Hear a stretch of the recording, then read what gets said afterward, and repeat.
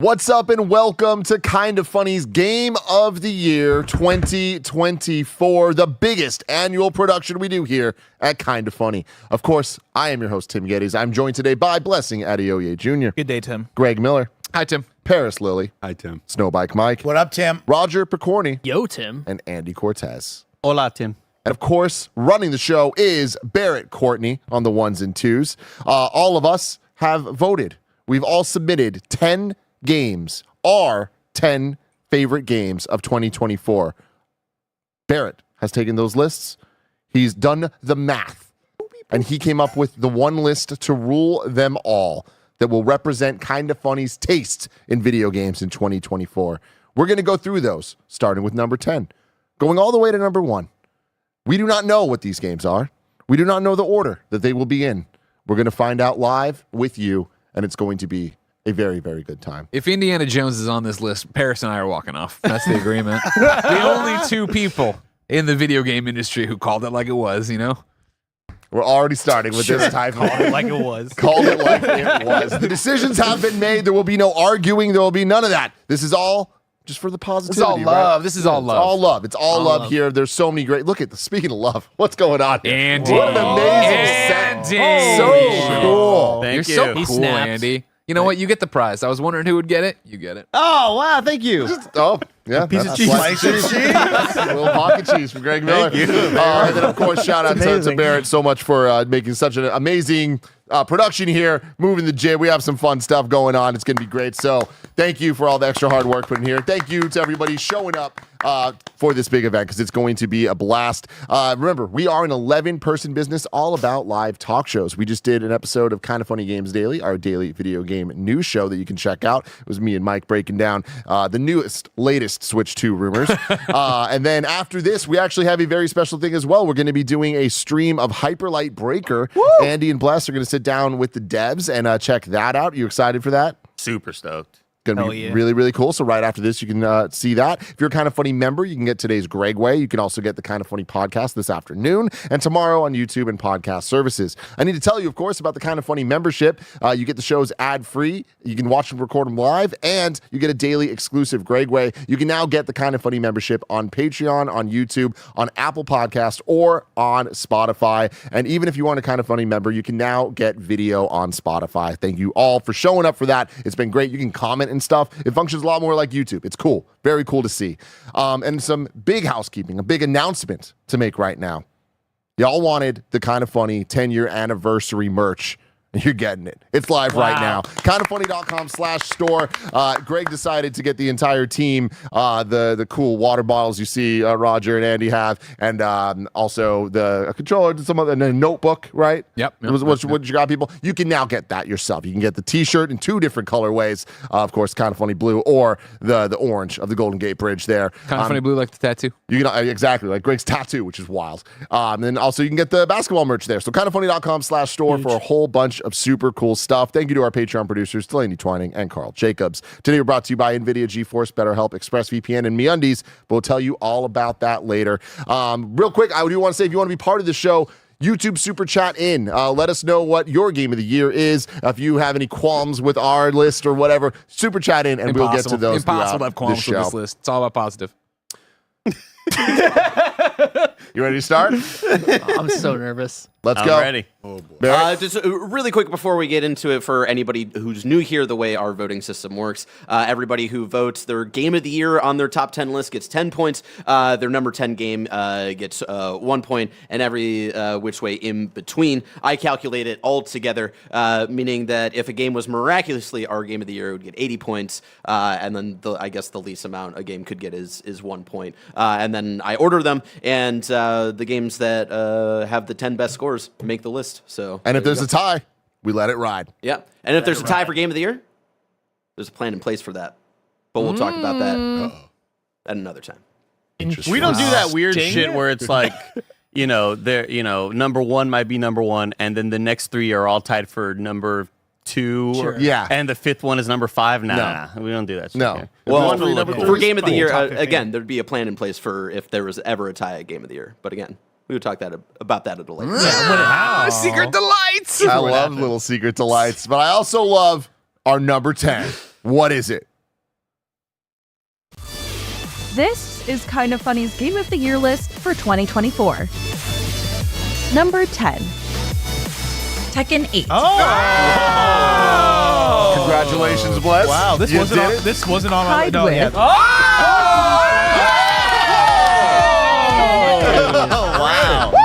I love this show. I'll take it. I'll take it. Bless, let's start with you. Talk to me about Tekken 8. Yeah, Tekken 8 was my game of the year. That was my number one video game of the year.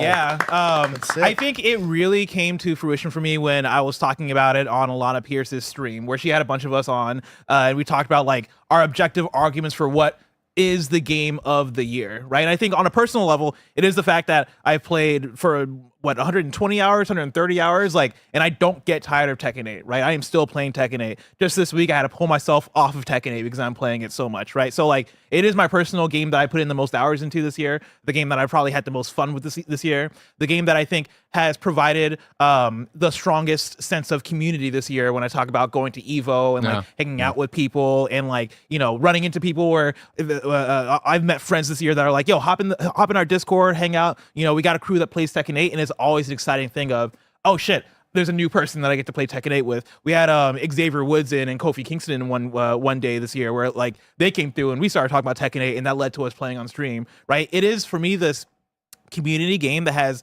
such a strong sense of, you know, bringing people together, and it's always been there, but I think Tekken 8 has elevated that even further. But then when I talk about the game itself, it is how good the game looks. It is how jam-packed the game is with content, right? You have multiple story modes. You have, you have multiple story modes in the sense of like the Mortal Kombat thing of cutscene to cutscene, but then you have like character episodes where all the characters that were in from launch have their unique sequences. You have a arcade quest mode that almost functions like a fighting game arcade Pokemon style thing where you have like your cute chibi characters, and that mode essentially teaches you how to play the game and takes you from like the arcade experience all the way up into like the professional experience, right? Like Tekken 8 does so much in terms of content, but then it is the music, it is how mechanically satisfying and solid it is, it is the character selection, right? It has such fantastic characters, and you know, we finally got a third-party character. The game is just doing everything for me, and I think easily is the most fun I've had in a video game this year,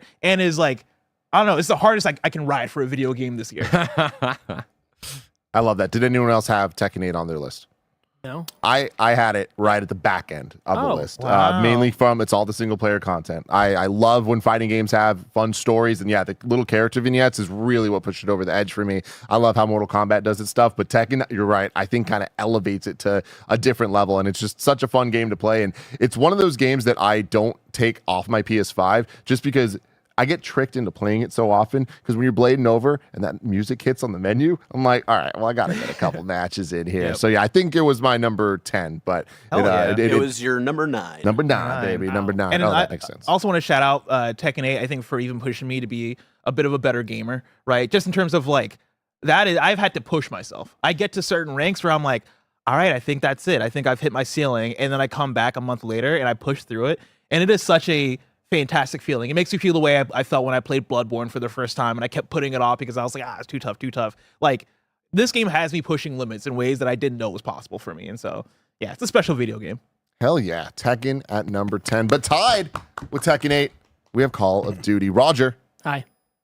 Call of Duty Black Ops 6 was my number 5 on my Game of the Year list. And honestly, it probably would have been higher other than a few issues that multiplayer is having right now. So that's what's holding it back for me. But Black Ops 6, what a game. Like, this is a game that I think I have had more fun in. Honestly, this might be the most fun I've had in a video game all year, right? Like, I'm always going back to it, just the way that you talk about Tekken 8, right? Like, I'm always going back to Call of Duty Black Ops 6, running free-for-all, hanging out with the homies, even playing some zombies here and there. Zombies. But we got to talk about the campaign, right? Stakeout 24/7. Stakeout 24/7, Nuketown all the time, right? Oh man, my gosh. so good. But here's the thing, right? Like, the campaign is just so incredible, right? Raven Software really hit it out of the park. It is so out there. It is so bizarre, but it takes all the things that they've been doing since the remake of Modern Warfare and really taken it up to a level that I hope that they can match and surpass for the next few years, because it's going to be a hard bar to follow after that. But yeah, I've been playing free-for-all all the time. I've been booting it up every single day,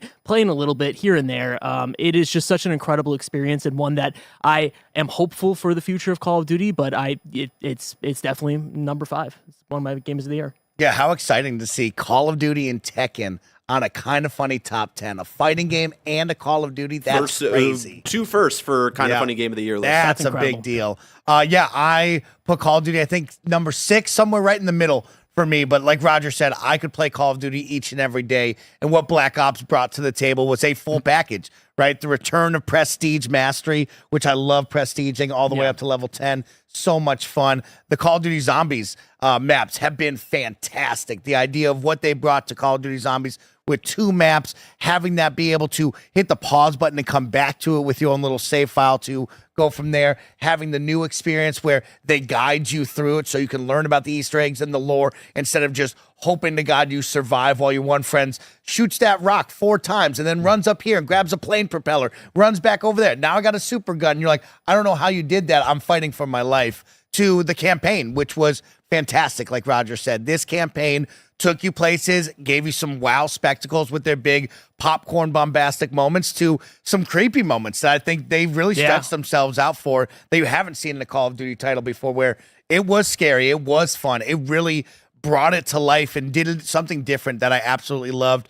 I mean, the tie-in with Warzone always will be there, but the multiplayer package was fantastic. They added Prop Hunt a little bit later on, and Prop Hunt is one of the most fun multiplayer games that you could play with your friends. It's full of laughter. You run around and just laugh the whole time, jumping, trying to survive. I mean, Call of Duty Black Ops 6 nailed it this year. I'm really pleased with it. They really did. Go ahead, please. No, I was just going to say, like, Omni movement also, right? Omni movement changes everything, but also doesn't change anything in the way that you pick up the sticks as a Call of Duty veteran, right? I've been playing Call of Duty since I was 12 years old, right? I pick it up, I'm like, oh, this doesn't feel different. And then you start to play another Call of Duty, and you're like, oh, this just feels right. Like, this is how Call of Duty should have always felt. Like, I forget what is Omni movement. It adds the ability to run backwards, do dolphin dives sideways, like just do everything in between, right? Like, it is not just running straight or sliding straight. You can do up, down, left, right, backwards. It doesn't matter, which is awesome. And it's super helpful. And just on a personal note, really quick, like, this is my favorite Call of Duty of the last decade because it has all of the little specifics that I grew up with, right? And like all the cheesy little dumb things like noob tubing, like a grenade launcher under your guns, like people running around with knives. Like, it is the perfect amount of, like, I'm pissed off in a multiplayer game, but it is exactly what I wanted because it is Call of Duty, right? All the good and the bad. So yeah, it's incredible. Sorry, Paris. And I don't want to repeat what they've just said, but I'll simply say that I had it at number 10 on my list, and it was the multiplayer stuff that held it back because they got some technical issues they need to iron out. Yeah. But I think the one thing I want to stress on this is we take Call of Duty for granted because it's just the juggernaut that comes out every year.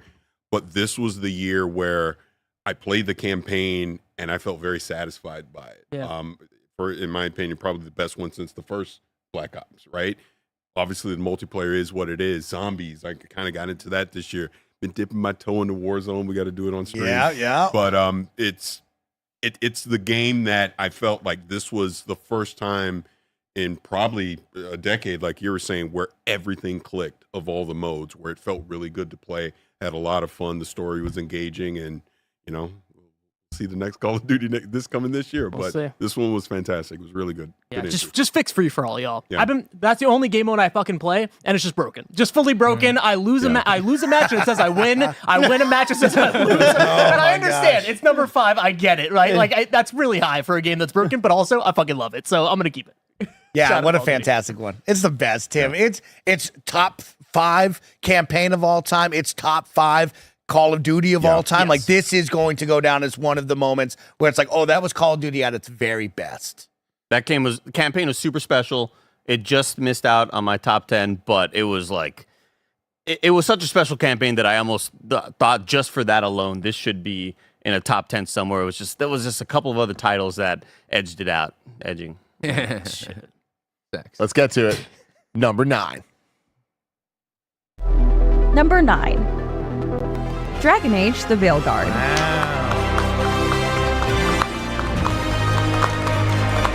Timothy, Hit me.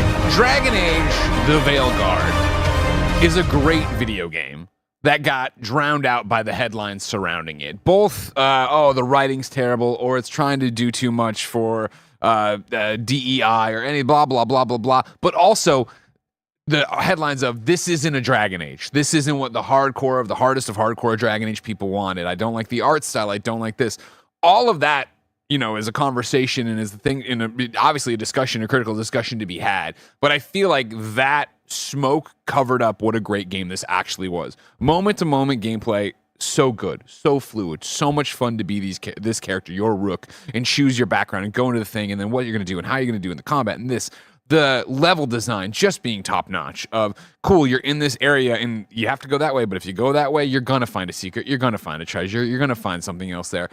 Again, removing the personal bias of what you'd want from a Dragon Age or, what you're getting into in terms of a story. I think the characters they give you, the connections you have with them, the dialogue options there, you can sit there and be like, I don't like that way it's written or whatever. But for me, worked so well, was so engaging, so interesting. A cast of characters I truly did love and want to rock with the entire time. Like Dragon Age: The Veilguard, a very special game, a very great game, but I think a game that just got lost, Andy, in terms of baggage. Yeah, 100%. Other than that, it was nice to kind of, it was nice to experience a Dragon Age that I had been missing for a long time. It was nice to just be back in that world and in that mythos and experiencing a lot of cool cast of characters that some at first kind of was like, oh, if that dude's going to be annoying, maybe I don't want to really vibe with him. And then suddenly their side stories would kind of, it'd be really, really tough not to fall in love with them. And yeah, I had a great time with the character creator and some of the most combat I've had some of the most fun I've had with combat. Yeah. All the combinations of stuff and learning, like, do I want this person in my party because I think they're fun, or should I choose that person because they have an awesome move that combos with my moves? They're going to combo so well together, and this is the thing, and get in there. Although these guys are weak to that kind of thing, so I know I need a loadout in terms of people that'll work that way. Great stuff. And I totally agree with the level design. I was really impressed by how things kept on opening up and expanding, and almost that sort of Metroidvania aspect where an NPC would have a special ability that would then allow you to open up that door that you hadn't been able to get to this whole time, and what's behind there. And I just thought it was a really awesome video game, and I had a lot of fun with it. This was number 6 on my top 10. Had a great time with this video game, and was so good that I kept on having to fight back, not doing an extra run, because there was just so many games out that were coming out that I was like, oh, I still want to play Dragon Age more, and I had to keep on fighting that urge to go back to it. Yeah, I think, again, there can be critiques about writing. I didn't have them personally. Story-wise, though, right? Just the overall narrative and stuff. I have been shocked that I've never gone back to Dragon Age: The Veilguard because I felt like the narrative was so good and ended so well.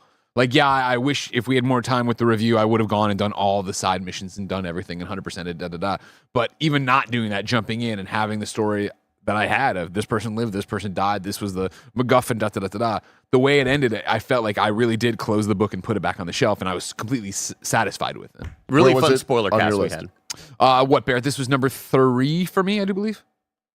Yeah, thank you very much. Really fun spoiler cast we had as well with me, Mike, and Greg, and we get to the end of it, and I'm like, here's how my story ended out. And everybody's like, what the fuck? How did that happen? I think there's just a lot of cool variables that can happen with the game. And yeah, I think that it was such a tough task for them to have a game that's, 8 years or whatever after it was having Dragon Age Inquisition. Sure. How are we going to live up to what Inquisition was able to do? How are we going to try to, have BioWare, have that name that you all loved and recognized from back in the day? Can we sort of reclaim any of that greatness? And I think they did a fantastic job with it. Agreed. And it gets me so excited for Mass Effect. What's going to come next from them? 1,000%. Adam 2 times super chats didn't say my birthday today, and I get this to end it. What a treat! Shout out to my 2024 Game of the Year top 3 going to Astrobot, Stellar Blade, and Dragon Age: The Veilguard. Oh yeah, Happy birthday! And happy birthday. Was Dragon Age on anyone else's top 10? No. That's the power of numbers, everybody. Wow. The power of numbers. Wow. Number 9. Power of math. Next up, Number 8. Number 8.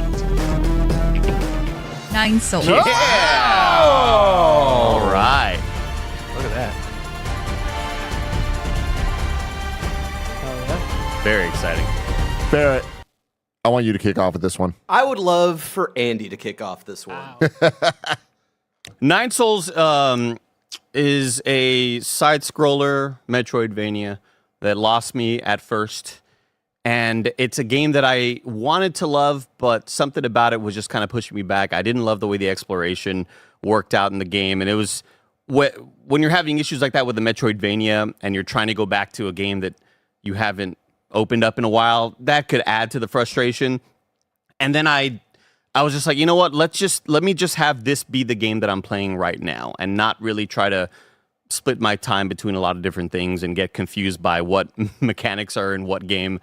And I really fell in love with it. And it's not only the combat that is extremely good. I knew that. I knew from the demo 2 years ago that the combat in this game is superb. It's Sekiro, parries, deflections, learning the rhythms of the combos from these really awesome movesets that these bosses have. But then if that's all the game was, I don't think it would have been in my top 10. But they added to it with a really kind of compelling story with awesome characters and sort of that, that Dark Souls thing where every person you beat has a really cool backstory to it. And I really enjoyed the writing in this game. I enjoyed, learning these really depressing sort of prepare to cry moments from a lot of these different bosses that you would take on. And I think the story is really awesome and it has some great character development. So not only was it the awesome combat and great, not only was it that, but it was packaged with all of the other, here's this great, world and incredible story that you can experience. Nine Souls was my number 4, and I believe it was Andy's number 4 as well. This is an incredible game. I've been talking about it most of the year.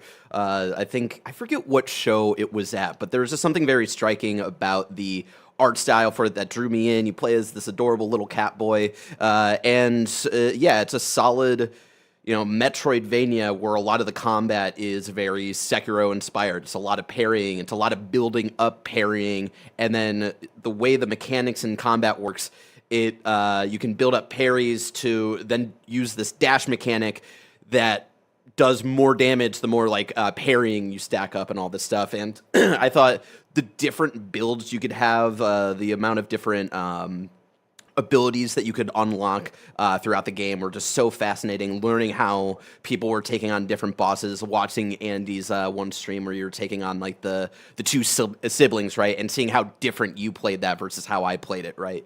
That combat is so satisfying. I would say the final boss of this game is one of the most satisfying boss fights in a video game for me in recent memory, and it was just so smooth and solid, and the exploration I personally dug. Andy, I don't know if you ended up warming up to it. Yeah, if it grew on you and stuff. Yeah. But just going throughout this entire small, very small early spoilers, spaceship and going through all these different areas and playing around with the traversal, which I always love when, a lot of the traversal is built off of the combat mechanics, stuff like Guacamelee, and a lot of Metroidvanias do that, but I think this game does it so well as well. So exploring everything, getting 100%ing this game, playing it all through on Steam when it first came out, and then when it finally came to consoles a couple months ago, I played through it twice to get the platinum. I think that just showcases how much I really fucked with this game. And the story is honestly very impressive. Something I wasn't really expecting. I think one of the kind of core themes of it is the responsibilities of leadership in times of turmoil. A lot of this game is about a pandemic and what the kind of leaders of this species decided to do in the wake of that. And I think it's all written and kind of dissected very well, also while having very heartwarming character growth and relationship growth moments that, gets you tearing up at the end. Swan is he's my little baby boy. I love him. I'll die for that little child. There's really nothing else I can say other than this is the game that finally got me to play Sekiro, and that's why I played Sekiro all within a week this year. It is Hollow Knight Sekiro. If you have not played it, absolutely do if you're waiting for Silk Song, because this is that game. And I'm so happy it made it on the list. I was not expecting this. I already told chat, people were wondering how Stella recorded her VO. I gave her a script like a month ago and gave her like a list of like 20-ish games that I thought were contenders.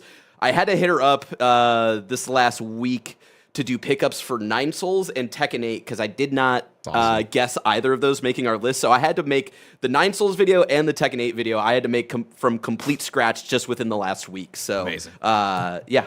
There you go. Over the Christmas break, just brute force Nine Souls. Yeah. And my dad would, I was at my parents' house for Christmas, and my dad would just be like, "Yeah, what were you yelling about over there?" I was just fucking Nine Souls, guys. Did a boss fight, and just God damn. It's about a pandemic, Dad. It's Cognitive Clip super chat saying, "Gotta drop a super chat for Nine Souls. So good." Pickle Joystick says, "I don't usually watch live because of time zones, but I had to make it for the big show." And then the Brit List says, "Just leaving this here in the hopes it'll be read out, and my fiance will understand the self-control it's taking to stop watching live so we can watch it together tonight after work." Hi, future me.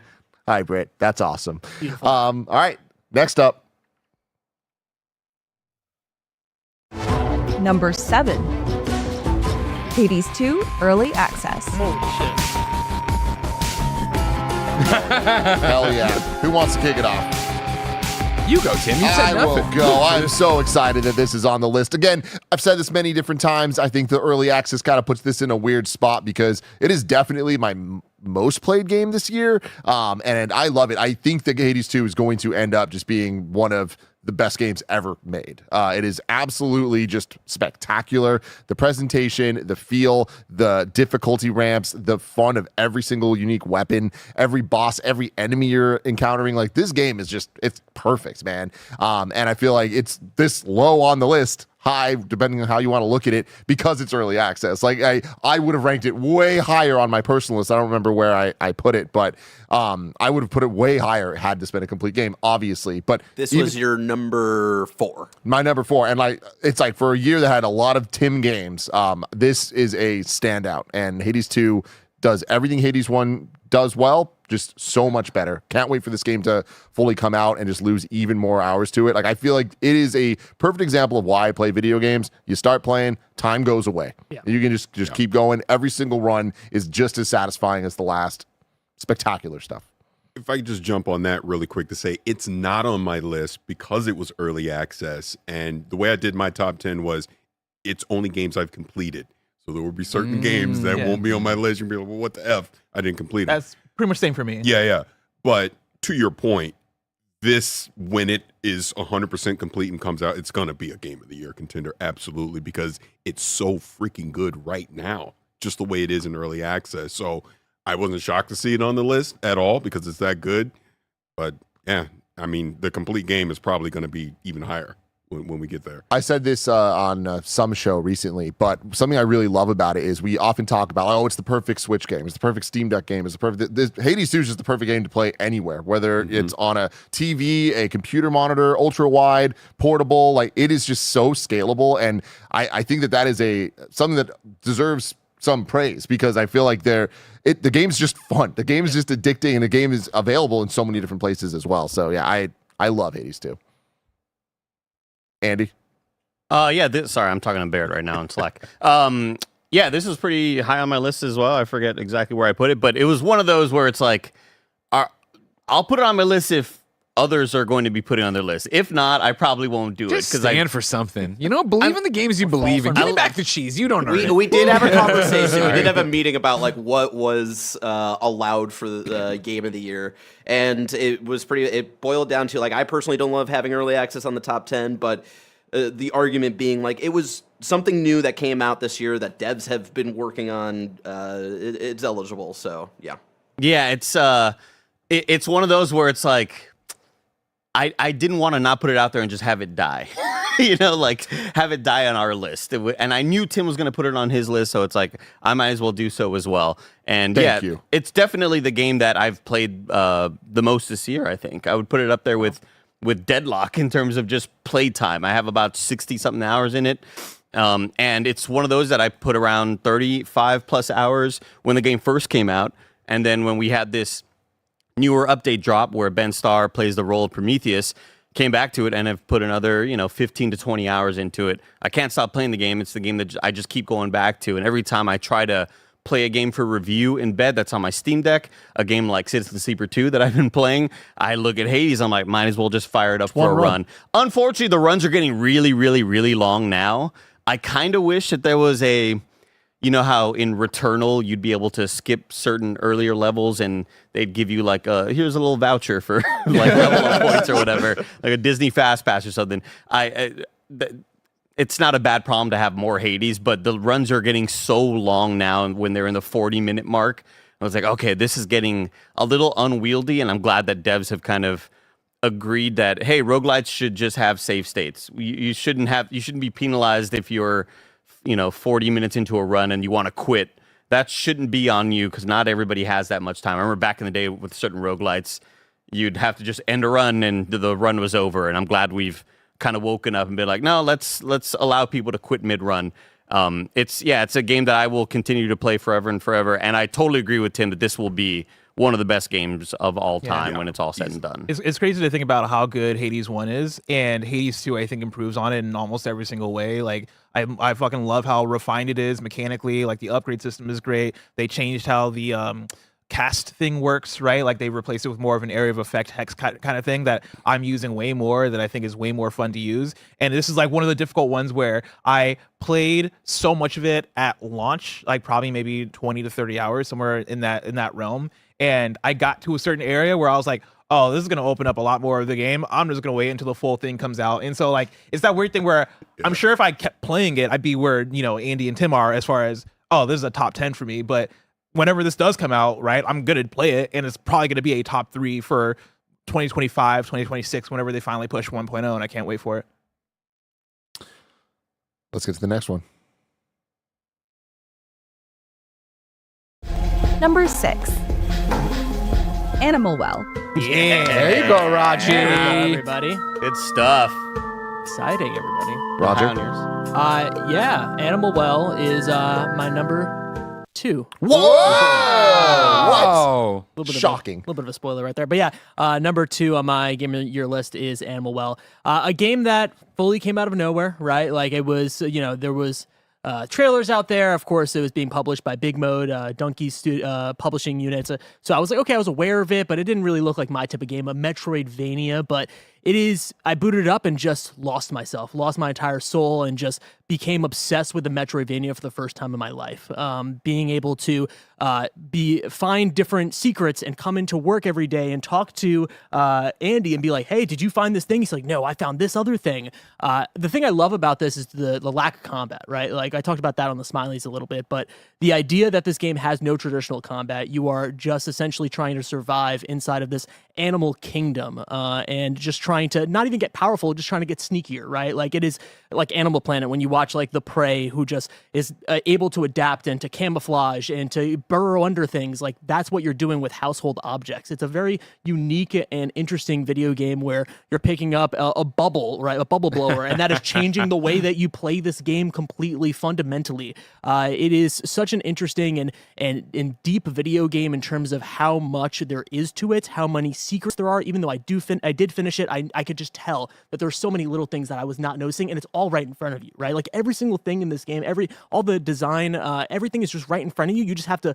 look a little bit or change the way that you look at things. It is a masterclass in game design, in level design, and how to make a Metroidvania. Like it is really impressive. Where was it on your list? Was it on your list? It was number 7, I believe, on my list, or number 6. And yeah, super fun Metroidvania that I think some of my favorite experiences while gaming are when I am able to figure out a secret or some sort of cool discovery and then go, damn, that is so smart. This developer is so damn smart, and I could never, ever think of making or thinking of how to even think of how to make this puzzle work. Super smart and just weird as hell, right? Yeah. It's a very odd game that feels like it would be one of those titles that you would experience in UFO 50, where it's just, it feels like a lost game that somebody discovered on an old hard drive somewhere. And it's so odd in how it is designed with all of these here's a yo-yo and a bubble blower and all these weird, like you were mentioning, household objects that you just would not have expected to be in this video game. And it's one that kind of you immediately find out what they're trying to do, and you're kind of on board or you're not. And for me, I was just so in immediately. And yeah, some of the puzzles and the discovery are just incredibly smart. And again, you mentioning how you and I went totally different paths with this. Totally. Having those schoolyard moments of I went left and you went far right. How the fuck did you go far left? I didn't even see an option to do that. And once the map starts opening up and you're starting to discover, here's a little entrance that I haven't found yet. And throughout the whole experience, continuously having those holy shit, I can't believe that thing does that. And it's been in front of my face this whole damn time. Yeah. You have so many of those moments. And it's not only just the aesthetic that makes me feel like this is so old school. There's just something so like old and like a game of legend that you hear people talk about when I think of games like ActRaiser or stuff like that. This feels like of that era. That's funny. Yeah, this is also my number 7, and it's everything that you guys both just said, right? Like, I think when you talk about what makes a game special to me, like secrets is high on the list, right? Secrets and discovery. When I think of like Mario 64 or Zelda Breath of the Wild or, Metroid Prime, right? Like discovering something where it is, oh, I can't believe that I've passed this room 100 times. I didn't notice this one detail that, would end up looping back around later on in the game, right? I know that is the Metroidvania ethos, but there's something about Animal and its visual design that I think really doubles down on like surprising you and delighting you. And this game has sauce for days as far as just the style of it, like I think there is like 2D Metroidvanias for me can oftentimes be a like, oh, I've been there, done that, right? Like I played Metroid, I played XYZ game, and so I played all of them. But Animal does something as far as like, I don't know, just the vibe and the tone. Like it has sauce as if it was like a 3D game.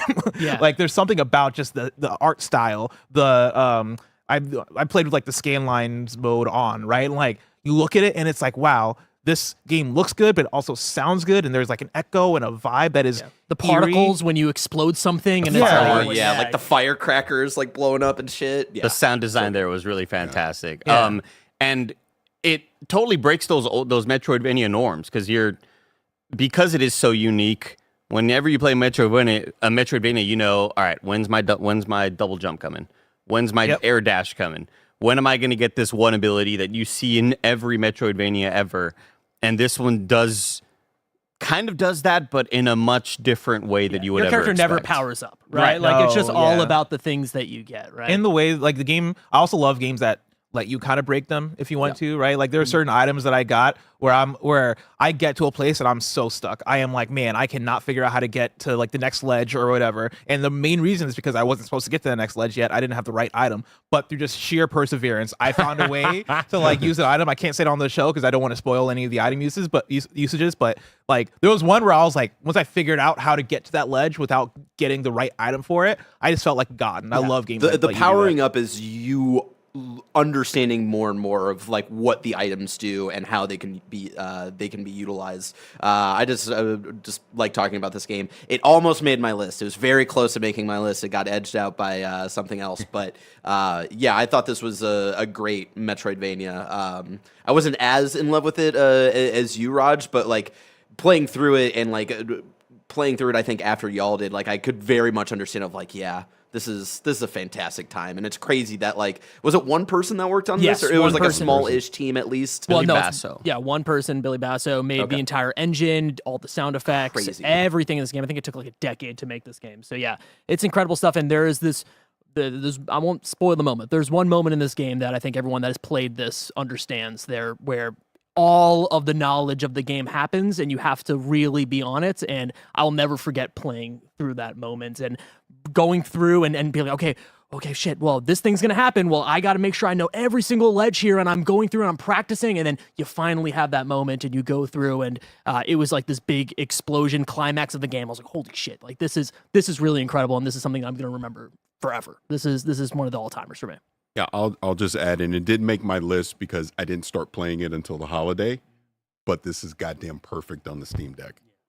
Perfect. That is the perfect device to play this game. It's great. Reminds me of Cocoon last year. Yeah, it's a great one. We are halfway through the list. I want to get through a bunch of your super chats of some of your favorite games of the year. Jeff C pops in saying entire stream's invalid because only Roger played Silent Hill 2. Wow. It's true. It's true. I Y'all started never it. First few hours are rough. I get it. Docs the Fox says All Star, Indiana Jones in the Great Circle. We'll see if it makes the list.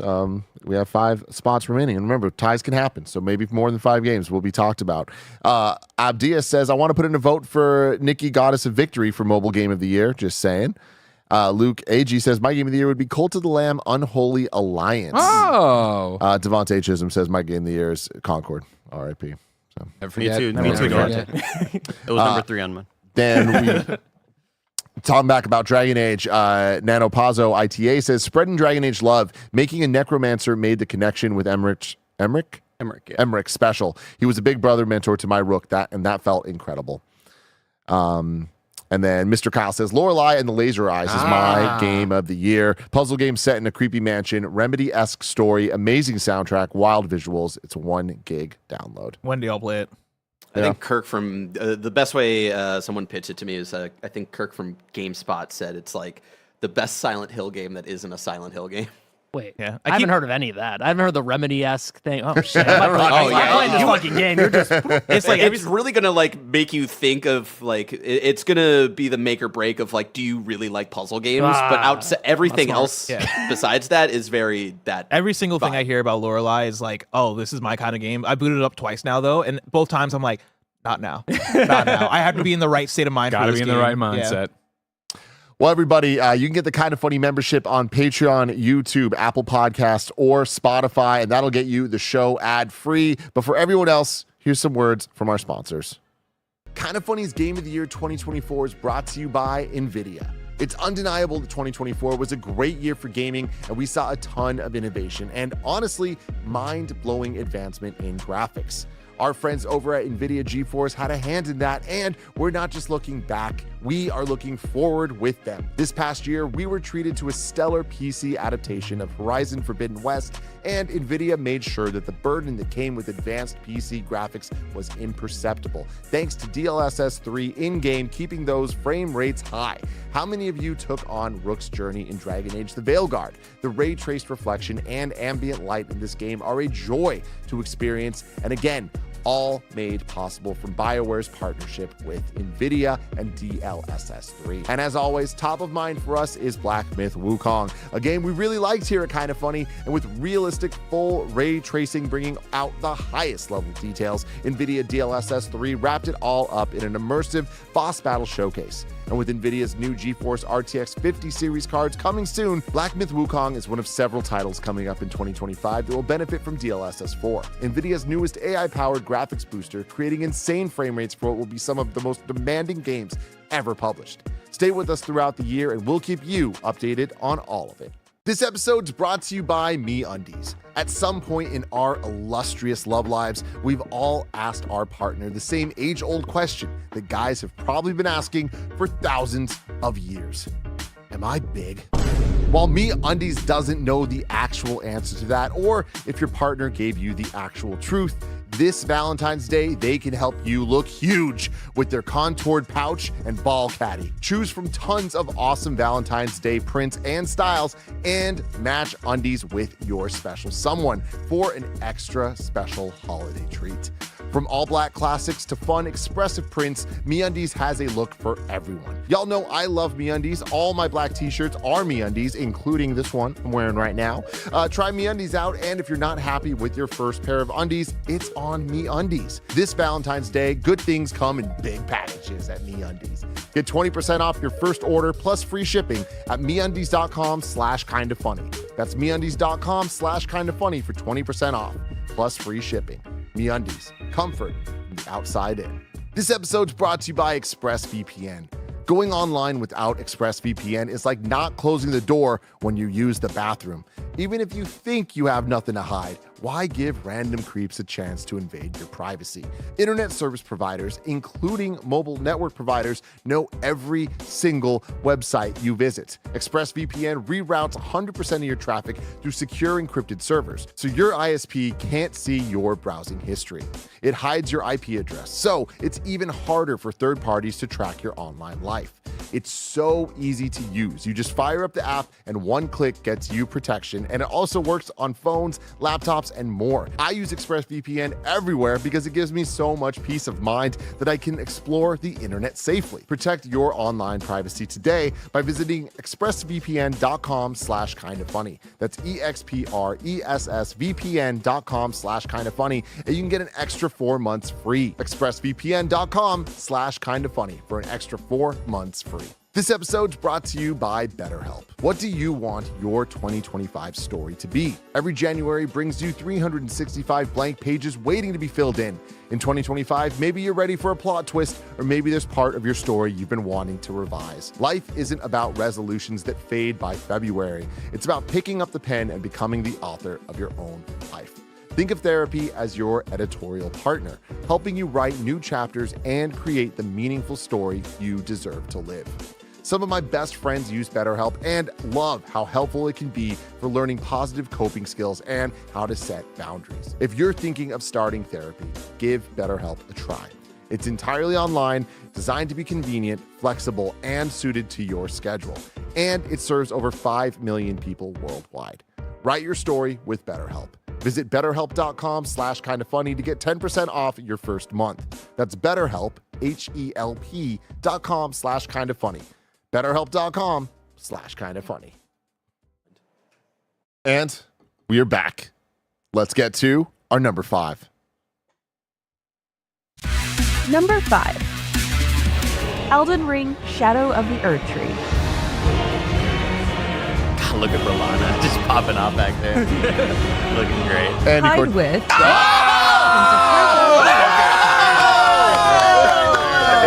Let's go! Andy Cortez, kick me off. Let's talk about Shadow of the Earth Tree. Was it your number 1?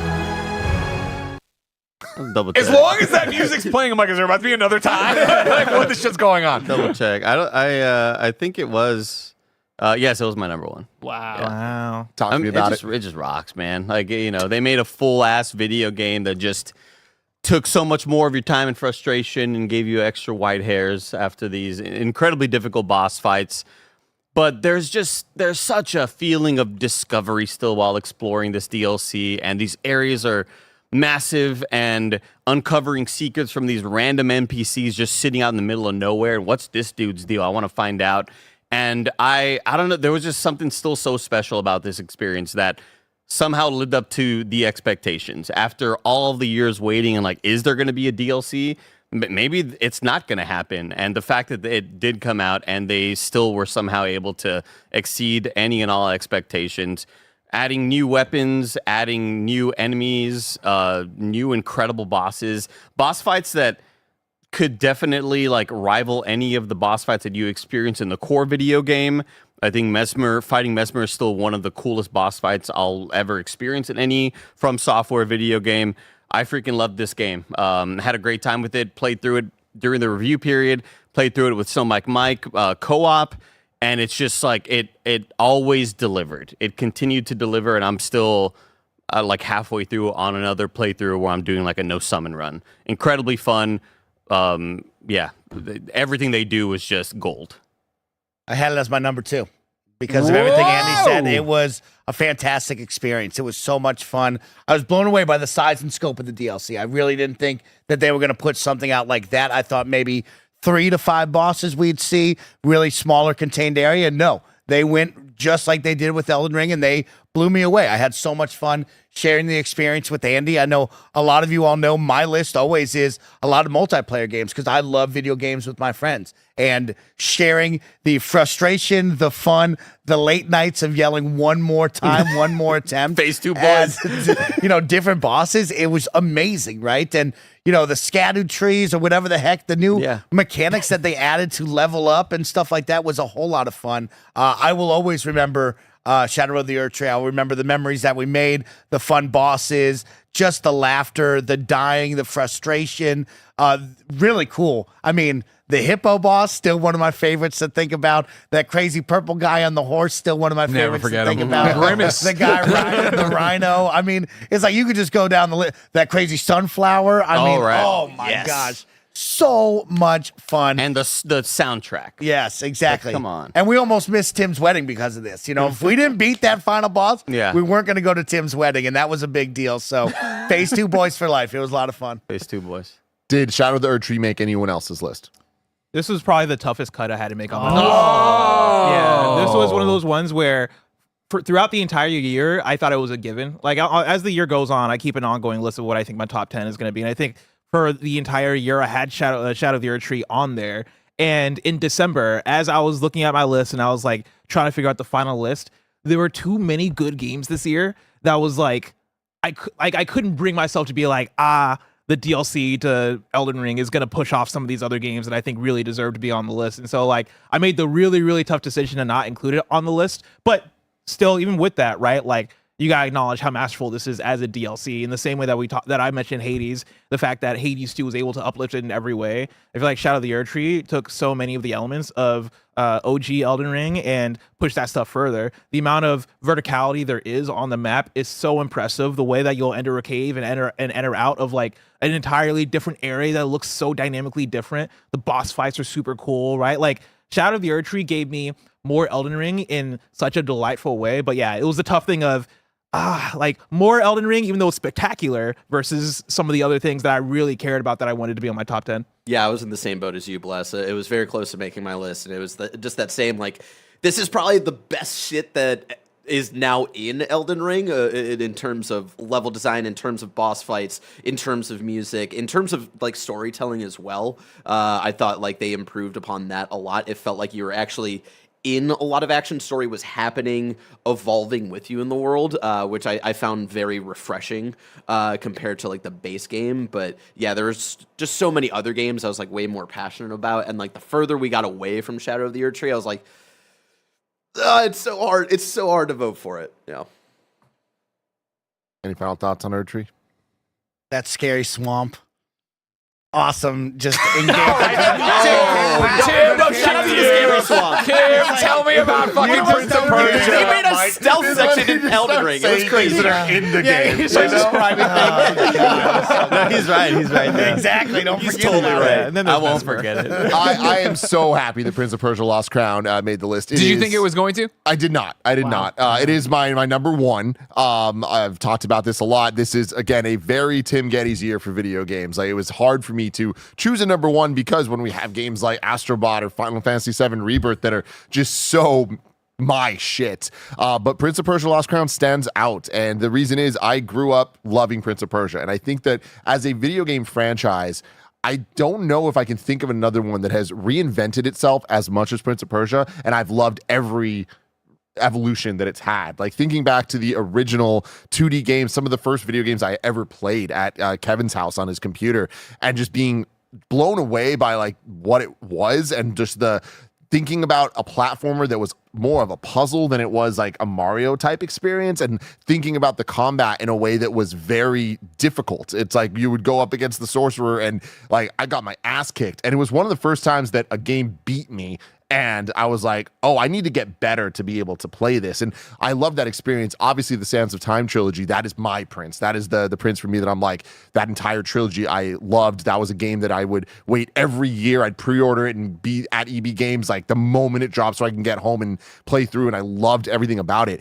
For this game to be announced and it being a Metroidvania, and to kind of be a little let down by that from the announcement, because I was like, I want the more a 3D game. I wanted to go back to the Sands trilogy or something like that, to get this game and start playing through it and not vibe with it in the initial 30 minutes or so. But then the more I played it, immediately being like, oh my God, this is blending everything I loved about the Sands of Time trilogy with that old school classic 2D platforming puzzle style with Metroidvanias, and really pushing that, I think, as far as a 2D Metroidvania can possibly go. Earlier, Andy was talking about, we know Metroidvanias, you get the double jump or whatever. The fact that you don't get the double jump in this game until damn near the end of the game, I think just shows a confidence in them knowing we got the stuff. We have abilities in this game that are going to really, really, really blow your mind in terms of combat and traversal, and combining those two things. The style of this game is just through the freaking roof. I can't believe that as a character, Sargon is now my prince. Like, I look at this, I'm like, this is my favorite character of the Prince of Persia, and that's unbelievable to me as somebody that has art prints of Sands of Time in my house. Like, I love this franchise. But the boss fights in this game are just so fucking cool. Every single one is unique. Every single one uses the environment in ways in a 2D game that I've never seen done. The closest is Ori and Will o' the Wisps and the Blind Forest as well. But the creativity of a 2D boss fight in a Metroidvania is just taken to such a different level, and you're adding on these abilities that are straight out of Marvel vs. Capcom, hyper moves and everything. And it's just so much fun. And the fact that the map just keeps going and growing and in ways that are so unique, and Andy was saying this earlier, you love when the game feels smart. The amount of decisions made here where I'm like, oh my God, they're doing this.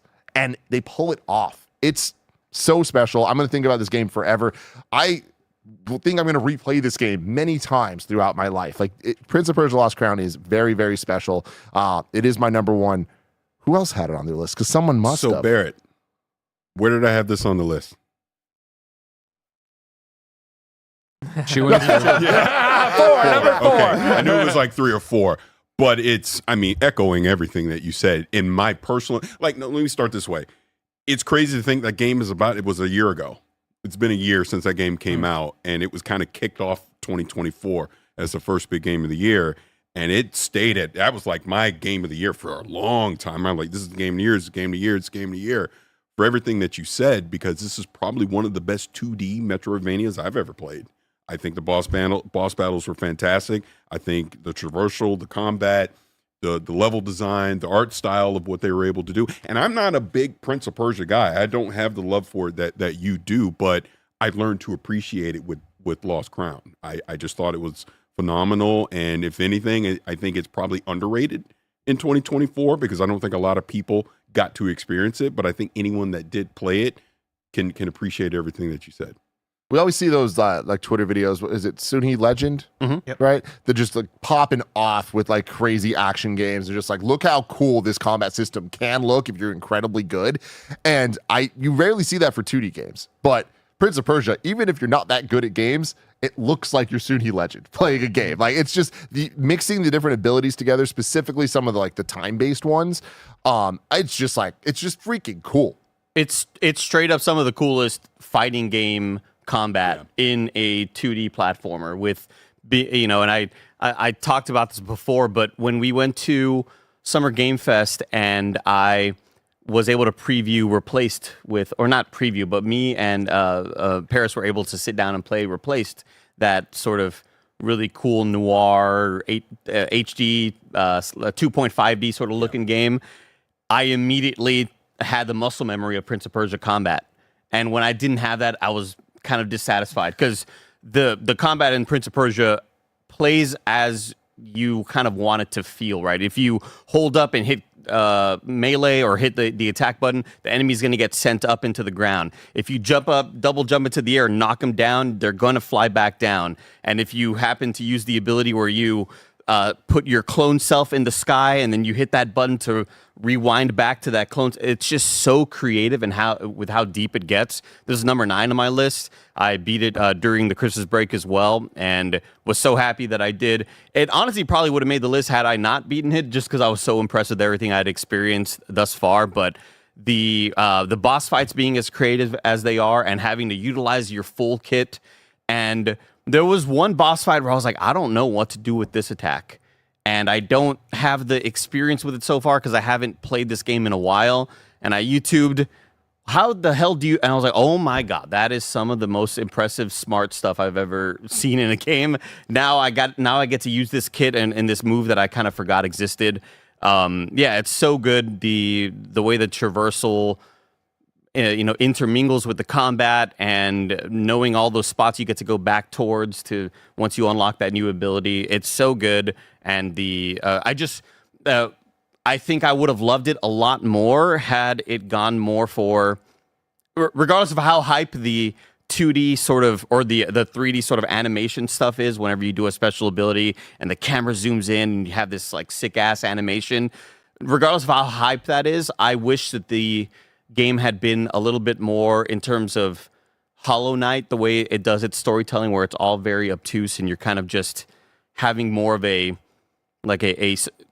singular experience with it. And I think that would have made everything else shine more. But because it tried to be a bit more storytelling and it tried to be a bit more modern in how it tells a story, and that made me kind of realize how much I don't care about a whole lot of these characters or these cutscenes that are happening. But everything else was just so damn good that I was like, how can I not put it in my top 10? It's so impressive. We have Kurt Schaaf writing and saying Prince of Persia is my number one. Watching from my first phase of pilot training for Canadian Air Force, but had to be here for the big show. Good luck. Congrats. Be safe. Congrats. And thank you for joining us. And then Joe Eicher says Prince of Persia boss fights honestly felt like Smash Brothers to me at times. It has that good game, that good game feel / combat. Yeah, in my review, I mentioned Smash Brothers a lot, where this does so many of the even just enemy encounters feel like a good 1v1 Final Destination Smash Brothers fight, and I love that so much. If anyone liked Subspace Emissary in Smash Brothers Brawl, the single player mode, this game's just the best version of that possible. So play it. God damn it! Now I gotta play it. You gotta play it. I love Yeah, Suspect Emissary. Got it. Next up, Number 4. Balatro. Yeah.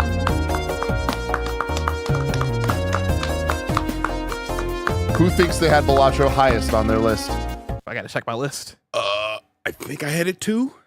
Go for it, Paris. I think I had it 2. Yes, you did. Okay. So I started playing this over the holiday. I'd played it a little bit on Apple TV, and I knew it was really good.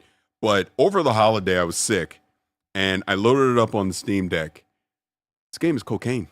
I don't know any other way to say it. It is so addicting. It is truly a card game roguelike. How else do you explain it? Where, you think, I'm playing poker, but once you start getting into it and you understand the multipliers and you got to get the jokers and get your celestial cards and the spectral cards and you get the different card decks that you need, and the difficulty just ramps up and you got to get the antes and you can keep it going. There's just so much here that you would think, it's just a dumb card game. This is better than Gwent. Wow. It's better than Queen's Blood. Whoa. This, in my opinion, That's a crazy statement. He's got the mic. He's got the floor, Barrett. Stand down. But in my opinion, this is the best card game that I've ever played because it's really not a card game. You're just using the cards as a way to get into this roguelike, and you have to be strategic about the different abilities, so to speak, that you're getting with all the Joker cards and then the multipliers that you may add to your standard decks. And as you get to the difficulties, do I want to have extra hands? Do I want to have extra discards? Do I want to have more slots, for my celestial cards and things, or the jokers? There's so many different variables that go into it. And I was playing last night after the Bucks lost, and I was sad. And I was like, oh man, this is going to be one hell of a run. I'm doing my thing. This is for you, Baker. Yes. And they threw a boss blind at me that just completely screwed up my strategy because I had loaded up on clubs or something like that. And then what do you think the boss blind was? All your clubs are debuffed. Yeah, dude. I was effed, and then I lost, and I was mad. Or there would be one where they would say all your face cards are face down. The hell? So you got to just discard it because you can't use them, or you put the gambling, the risk aspect into it, and you just risk it all, and you'll play them, and hopefully you'll get something out of that. But it's those different variables that I swear, if I would have played this earlier, it'd probably be number 1 for me. Wow. That's how much I like Balatro. Barry, you might have to tell me where I put this on my list. I think it might be number 6. Yes, I believe that's right. Yeah, and like to jump off of Paris, right? Because I agree with every single thing Paris said except for one part, right? I think the reason why Balatro is special is because it is such a card game, right? Like it is. Fair. I think it's one of the best things done with the 52 deck of cards, and that is saying something, right? Yeah. Like think about all the 52 deck of card games we've played, right? Over the years, we've played Go Fish, we played War, we played Egyptian Never Rat Brew, forget. you play Speed, we play Spoons, we play like there are so many things that have been done with a 52 deck of cards, and I think Balatro might be the best. Like, that is fucking crazy. It is a game that I think, in the way that Solitaire came with every fucking Windows computer, this is a game that I wish, I hope they are able to talk to like the higher ups, talk to Satya Nadella. I don't know who you need to find, but figure out how to get this game pre-installed into every computer. Like, it is that good. It is nearly a perfect video game, right? And like, I think the thing that is special about card games is like, you're working almost purely with systems. It's not mechanics. It's not like you press a button to punch. It's not like, there's like a physical skill you have to apply. It is all based off of, what does this card say? What does this other thing say? How do I make these things interact to give me the best possible thing? And the way that they're able to take those numbers, right? Take the king, the jack, the queen, and take the fucking like the hands of Joker and figure out how to spin that into something that feels limitless and feels so addicting and feels pretty much pitch perfect for what cards are. Like, it is something to be commended. It is incredible. Anyone else? I mean, I put this high on my list. It's got the click.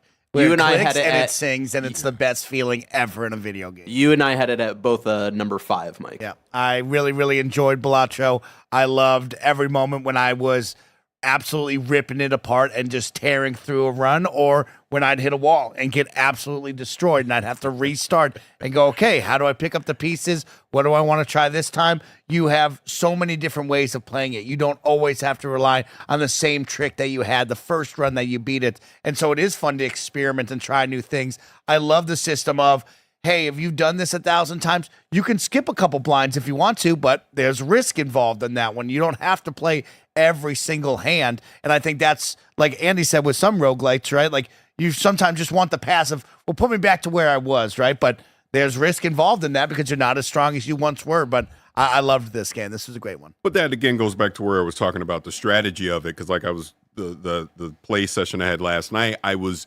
building my runs off of straights and flushes, right? So I'm using the planetary cards to build up those type of poker hands. And then when they throw a boss blind at you, that completely nullifies that. I'm screwed. Yeah, they're reeling you in because they know they're like, oh, Yeah. you're gonna take this little line here, and we're gonna beat the shit out of you with it. But that's the beauty of it, because Yes. there's that risk of it. You never know at what point during the run where the strategy that you had is going to go sideways, and you have to try and have contingencies to prepare for that. So yeah, I love Balatro. Yeah, and to echo, this was my number 5. To echo what Blessing said, it's not just like have it pre-installed on every like PC. Have it pre-installed on everything, because that's what I have right now. It's on my Switch. It's on my Steam Deck. I'm maybe not actual consoles, but it's like also on like my PC at my desk, and it is so addicting. It's on my phone as well, and I think when I recently got into my recent like addiction to it, because it comes in waves and cycles, I got really into it on my phone, and like finally unlocked all of the different decks. Finally, like at least beat the like entry level difficulty with all of the decks, and it's just so satisfying. Like once you get bored of like a certain flow with a certain deck, just change it up and see what those rules are, or go up a difficulty and see like what those rules are. I just learned recently like the difficulty stuff had changed. Like I think originally when the game had come out, it was just like blinds were just higher, but there's different things now where they updated it sometime in the last 6 months, I think, where once you amp up the difficulty on a deck, it's like, okay, some jokers you buy are just rentals and they'll run out after like 10 hands or something like that. Or some jokers you buy, you have to stick with and you cannot sell for the rest of the game and all this stuff. And just that level of how many different variables you can have, and then also being able to share runs with your friends, of like share the little code of like, I just tried this and I either failed or beat it. I want to see if like my buddy can do the same or do better than me. I think it's just really fucking rad. And again, made by a dude who was like, this will be something nice to have on my resume, and now this is just his life. Is fucking crazy. It's awesome. Shout out to Barrett for using the Ben Starr image. I think that's the one I never sent you in the list of images you requested. I requested a lot of video game images from you, Andy, and let me tell you, I had to make a lot of my own. Oh, really? And I'm not good at Photoshop, ladies and gentlemen. It's really scary. You did great. Yeah. All right. Oh, sorry. go for I it. was Go just for it, going to say Raj. that this is the one that didn't make my list. It was number 10 originally, and I thought about it, and I was like, I love Balatro, and I had a great time with Balatro. I just don't think it ever really clicked with me, right? I never had that like full deep obsession that I know so many people that I introduced Balatro to ended up being like, I have 147 hours. Like I never had that, right? I had a great time with it, but yeah, for some reason, I would always get to that final blind, and I'm just a skill issue. Never good enough. Never able to break through. But yeah, I had a great time with it, and yeah, echo everything you guys say. Definitely one of the game of the years, but not in my top 10. So here we are, the final 3 for Kinda Funny's Game of the Year 2024. Hit me. Number 3. Metaphor Refund. Y'all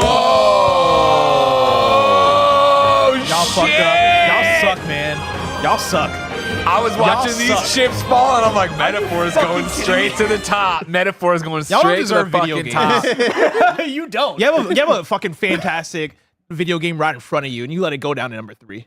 How dare you? Go down at number 3. Go down to number 3. Congratulations, Metaphor number 3, Barrack. So I didn't have a spare 190 hours. Kick me off it. I mean, like, y'all can be like surprised. I'm fucking just glad it made the list. You know, like Blessing and I, obviously played it for review, fell in love with it. We've talked about this game to death, but for a long time, it was just Blessing and myself. And yes, Tim, you were playing it a little bit. Greg, you had checked it out. Andy, you had checked it out. I was proud of all of you. Mike, you played, and you played it. You played the demo. I played the whole entire demo, and people never thought. And I'll tell you what, I had a great time. That's a big thumbs up from me. But I knew like none of that was going to be substantial. I knew none of that was really going to matter in terms of Game of the Year voting. So the fact that it's on the list and at number fucking 3, Yeah. I was like, hell yeah. Like, I'm Super so impressive. fucking happy about this because in past years, like, it wouldn't have made the list. Knowing who we are and knowing the attention span of so many of us and,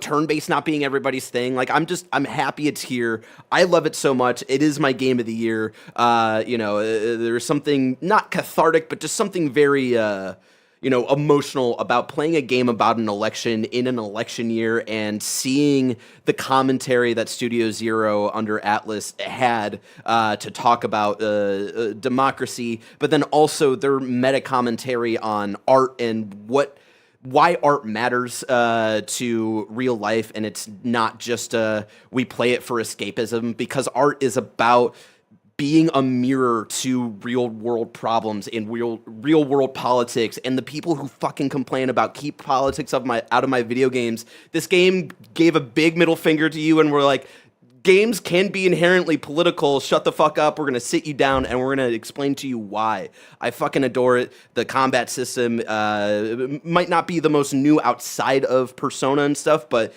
I think it really amped up the strategy of what a Persona can be, because this studio is made up of a lot of people who used to work on Persona.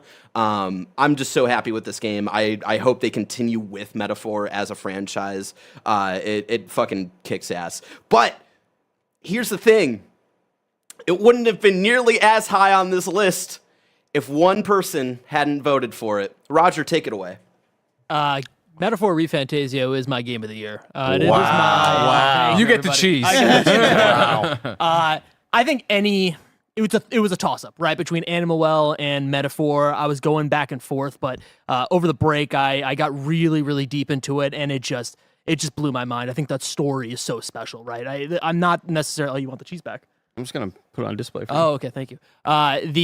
The story just really brought this game up for me, because even though I'm not a turn-based person necessarily, that's not even by the end of this game, I was like, I could take it or leave it when it comes to the combat. I had some things about it that I enjoyed, but the story is just so special, right? Having this character, this main character that I just didn't really care about. I was like, oh, he's just kind of like a whatever character, just like a self-insert character. And then by the ending of it, I'm like, oh, this is special, like what they are trying to convey. And it's so tough talking about this game, right? Because there's so many spoilers and there's so many ways that I can approach it. But the idea, the political side of it is really amazing, but the connection with idealism and like our thoughts and our beliefs and what we want out of this world meeting reality, right? And how those things can interact, and specifically with fiction and just with trying to be better to the next person that you meet.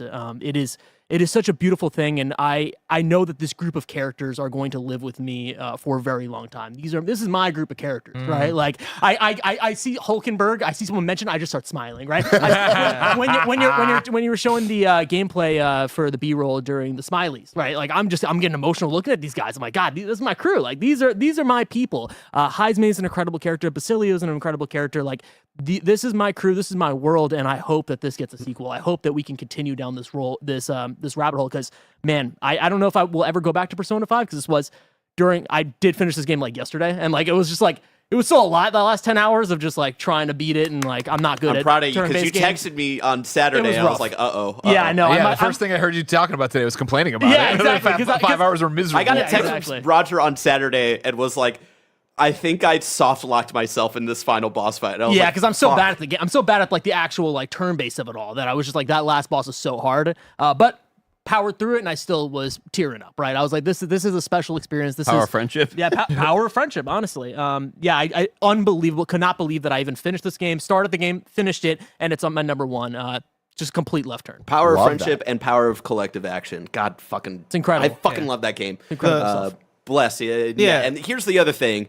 We were the only three who voted for it, and this is the highest a game has ever been on our list with only 3 people voting for Hell it. yeah. So again, Nice. I will take that win. Yeah, this was my number 2. This is another one that was like, it was number 1 after I played it, and then I did have to sit with myself and like look at this in Tekken and be like, if 100 years from now, I mean, not 100 years, let's say 30 years from now, looking back, like if I had to pick one game from 2024 that really made my year, that really stuck with me, I feel like Tekken 8 kind of edges it out. And like, I think part of it is I played enough Atlas games now to like kind of be in the formula. Because as I hear Roger talking about it, it reminds me, I think the thing that delights me about Roger being like, this is my cast of characters right here, is that it brings me back to playing Persona 4 Golden back in like, I played it late, so 2016. All of us have our first Atlas group. Yeah, and it's this like, was mine, by the yeah. way. it's the way where, you know, the first Mario Kart you play usually ends up being your favorite Mario Sure. Kart, right? Like the first Persona, the first, I guess, Atlas game you play, I think sticks with you in a different way. But even regardless of all that, right? You guys talk about the themes, guys talk about the stories and characters, right? All that stuff, fantastic. I'll talk about the combat. I'll say it. Combat, wow. 10 out of 10. Fantastic. Fuck the haters,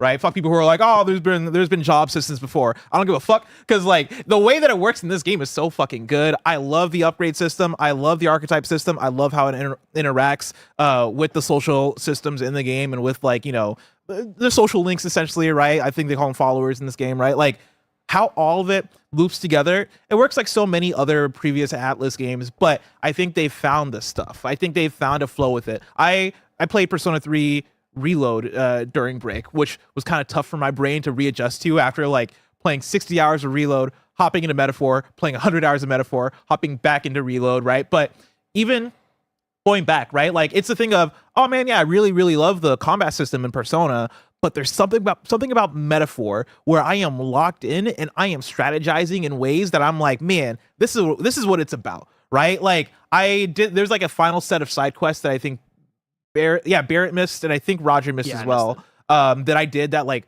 pushes it to like the nth degree, and the ways in which I had to adjust my thinking and go, all right, I'm really gonna think about status effects. I'm really gonna think about lowering defense and hiring my offense or whatever, like the things that you do in JRPGs, but also the things that I think oftentimes we look at and we're like, fuck this shit, I'm gonna attack, right? Like that. Those like end quest things before the final boss, I was like, kind of had to admit, especially with how deep we were in and like in the review cycle period, I was like, I'm too stupid for this right now. Like Yeah. I don't have that strategy level thinking. Growl in Pokemon? No, I'm tackling. 100%. I'm like, I'm not using no fucking sand attack. Like, no, man, hit mud slap. Let's do this shit, right? Like, but yeah, like the ways in which I'm really thinking about, like, oh fuck, all right, this thing that I'm fighting is doing XYZ thing. I really got to figure out the perfect, like, spending 30 minutes in a menu before a fight, being like, how do I figure out the perfect formula for this, and it being so satisfying. So good. So and also just all the things they've done to like improve on their stuff, right? The side quests, the unique going to unique locations for the side quests, how it feels like way more of a globe-trotting journey, right? Like when we were in the review period, I remember Barrett describing this game as like it feels like this generation's Final Fantasy VII, and I'd say that fully knowing full well that Rebirth came out this year and remake came out a few years ago. But I also think there's such a strong context to it when you say that, right? Like it is the feeling of adventure, it is the feeling of journey, it is the feeling of togetherness in a party. And those are the things that you look for in RPGs, both Western RPGs and JRPGs, and this game captures it. Like maybe some of the best that I've seen a game capture that specific element. So shout out Metaphor. And Louise is just Sephiroth, just this generation, just really ridiculously hot, blondish dude who, just wants to see the world burn. It's crazy. Alucard, Luis, Sephiroth. I'm not going to say more. That's a crazy threesome. Why don't you just tell us your Pornhub search? Alucard, I love that. All right. This is telling. Holy shit. Number 2. Number 2. Final Fantasy VII Rebirth. Makes sense. Oh, what a song. Is it time? Oh, you picked the right anything? song.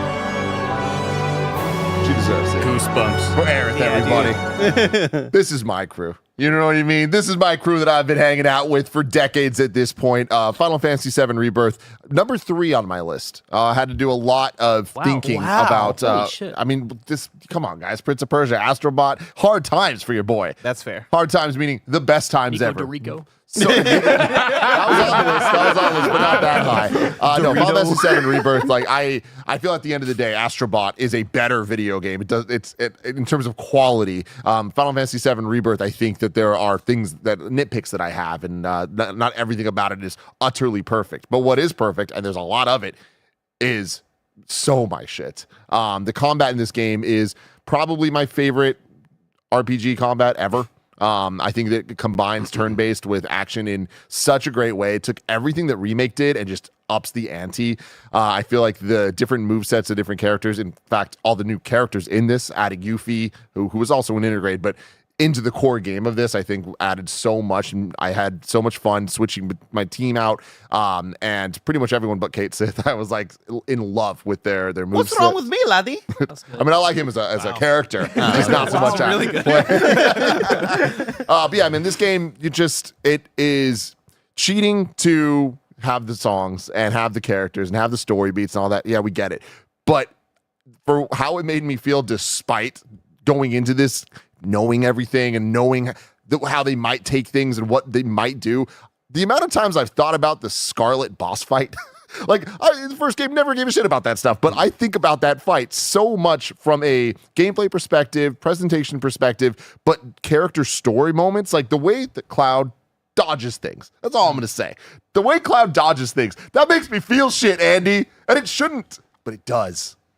The sound effect of breaking, going into like the stun state, everything about like this game was, I think, number 2 on my list. I'm pretty sure. And I totally agree with you where I think it is my favorite like RPG combat. I can't get enough of this combat system, even though I still know such little things about it. Like there's still so much that our chat had to help me out with when me and Mike are going through our Mako freak out and playing through the rest of that video game, where there's still so many little elements about it that I love how creative they get with it. I'll never forget taking on trying to unlock more summons, and one of the summons I wanted to unlock was Odin, just because he looks sick as hell. And it's such a weird fail sort of a state thing where you can't unlock Odin unless you dodge enough of his attacks, because if you get hit by enough of his attacks early on, he gets bored and hits you with the ultimate just end the fight move. And that's such a stupid thing, but I love it. Like if you get hit by like 3 attacks, he's like, all right, you're not worth this. You're not worth this battle, so I'm just going to end it right now. I love that. And unlocking the different summons adds so much more excitement to these fights, but also the elemental switching up of things and kind of having a puzzle fight within a combat scenario is just so cool and unique.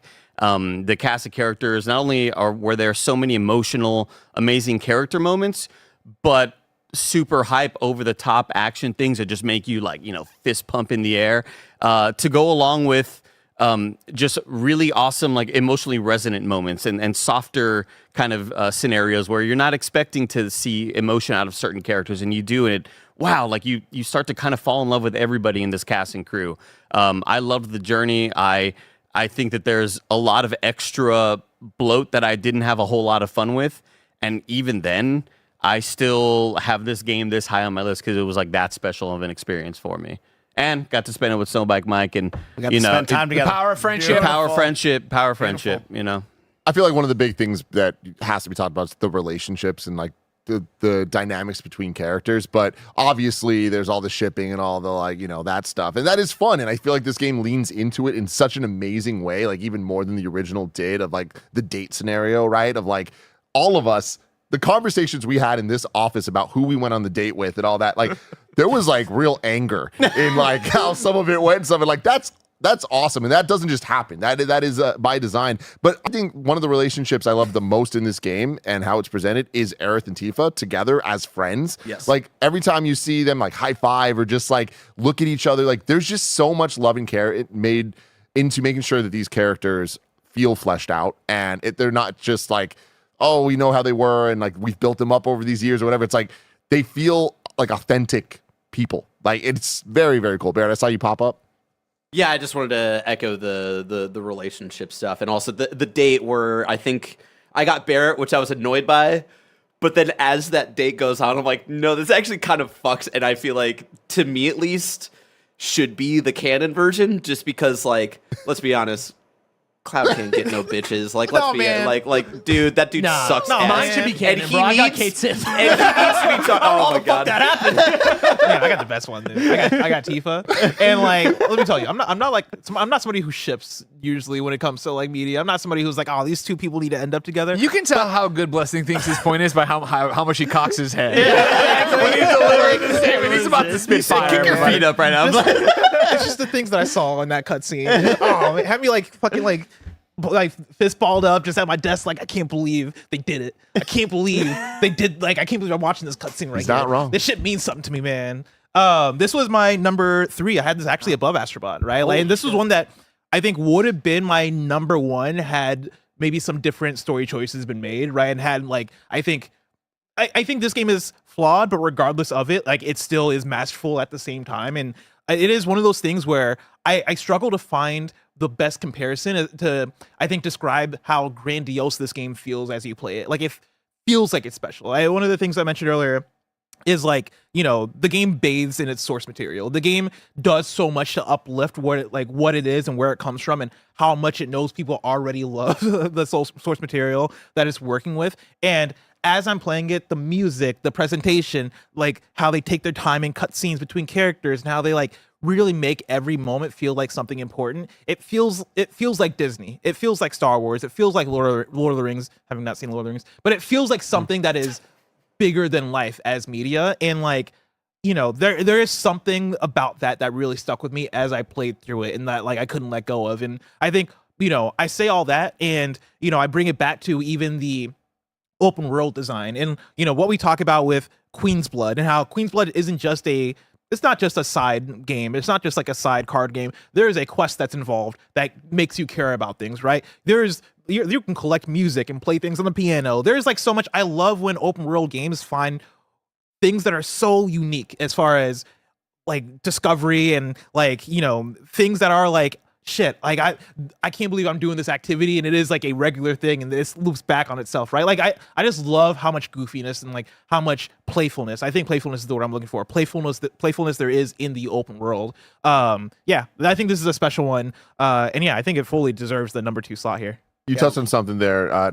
Once I did the source material thing and how much it bathes in it. Like I feel like they do the most with every single moment. And I think that does add to the bloat and that does add to how big this is and some people not loving every single bit about this.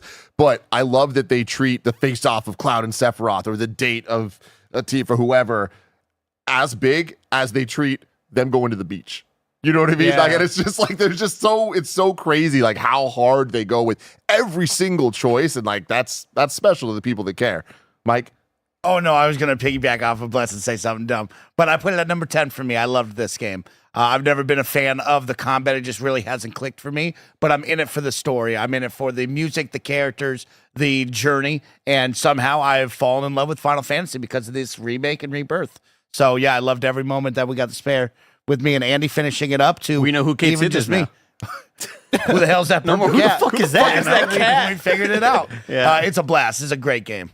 Yeah, this was another one that was a contender for me. I am known as a remake hater / doubter, and Rebirth I really liked. I'm actually a weirdo who likes Rebirth more than Remake, but still recognizes that Rebirth is a way messier game in terms of its open world and stuff. And I did think about this game a lot. It didn't make my top 10, but yeah, it's just like the nostalgia of going across this world and going to Cosmo Canyon, learning about Red 13, all this stuff. It's like it made me think a lot about it in terms of actually putting it on my top 10. The combat I really clicked with in this one much more than I did in Remake.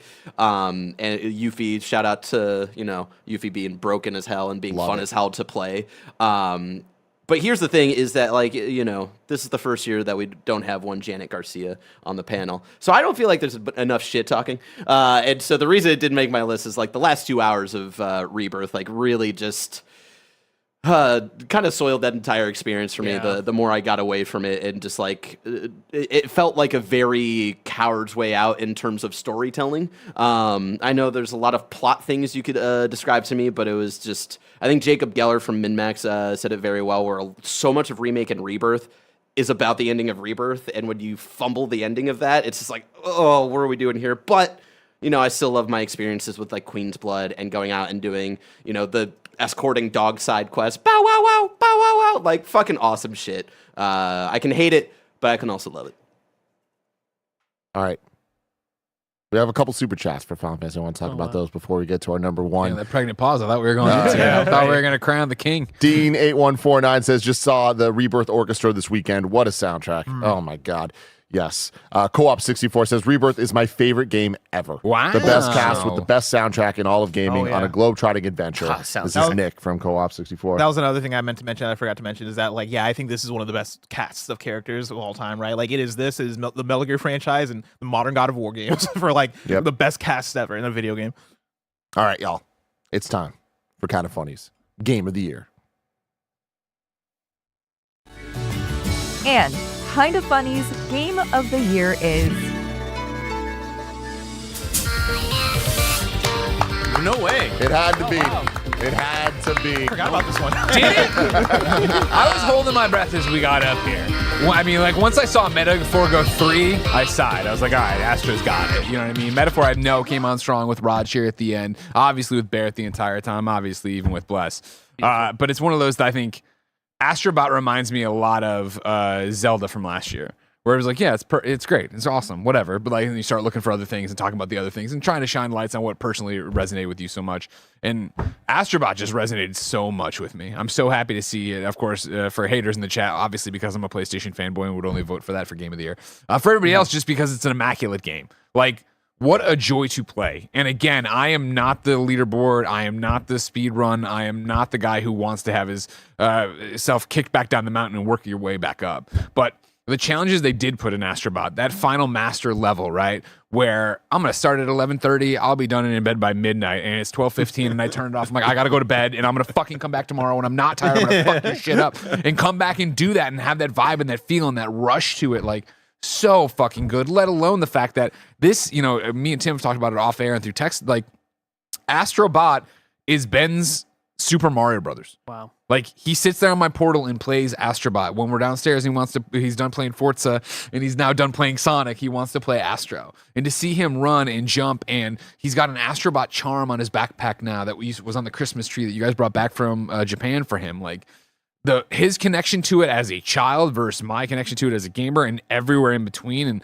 how good this game is. And again, to be a PlayStation person and, like, have seen this as, a PlayStation VR game that was so siloed, windowed, if you knew, you knew kind of thing. Then to get Playroom, then to finally have the call answered in 2024. To get hey, we are doing a mascot platformer, to actually have it come out and be as good as it is, especially with PlayStation and, their jump to live service, elimination of some smaller studios, moving away from what I think PlayStation is, being weird, right? To come out here and have this and I haven't even touched on the love of PlayStation for it, right? But the secrets, the nods, the things to run through. And I mean, like, come on, Astrobot's just fucking perfection.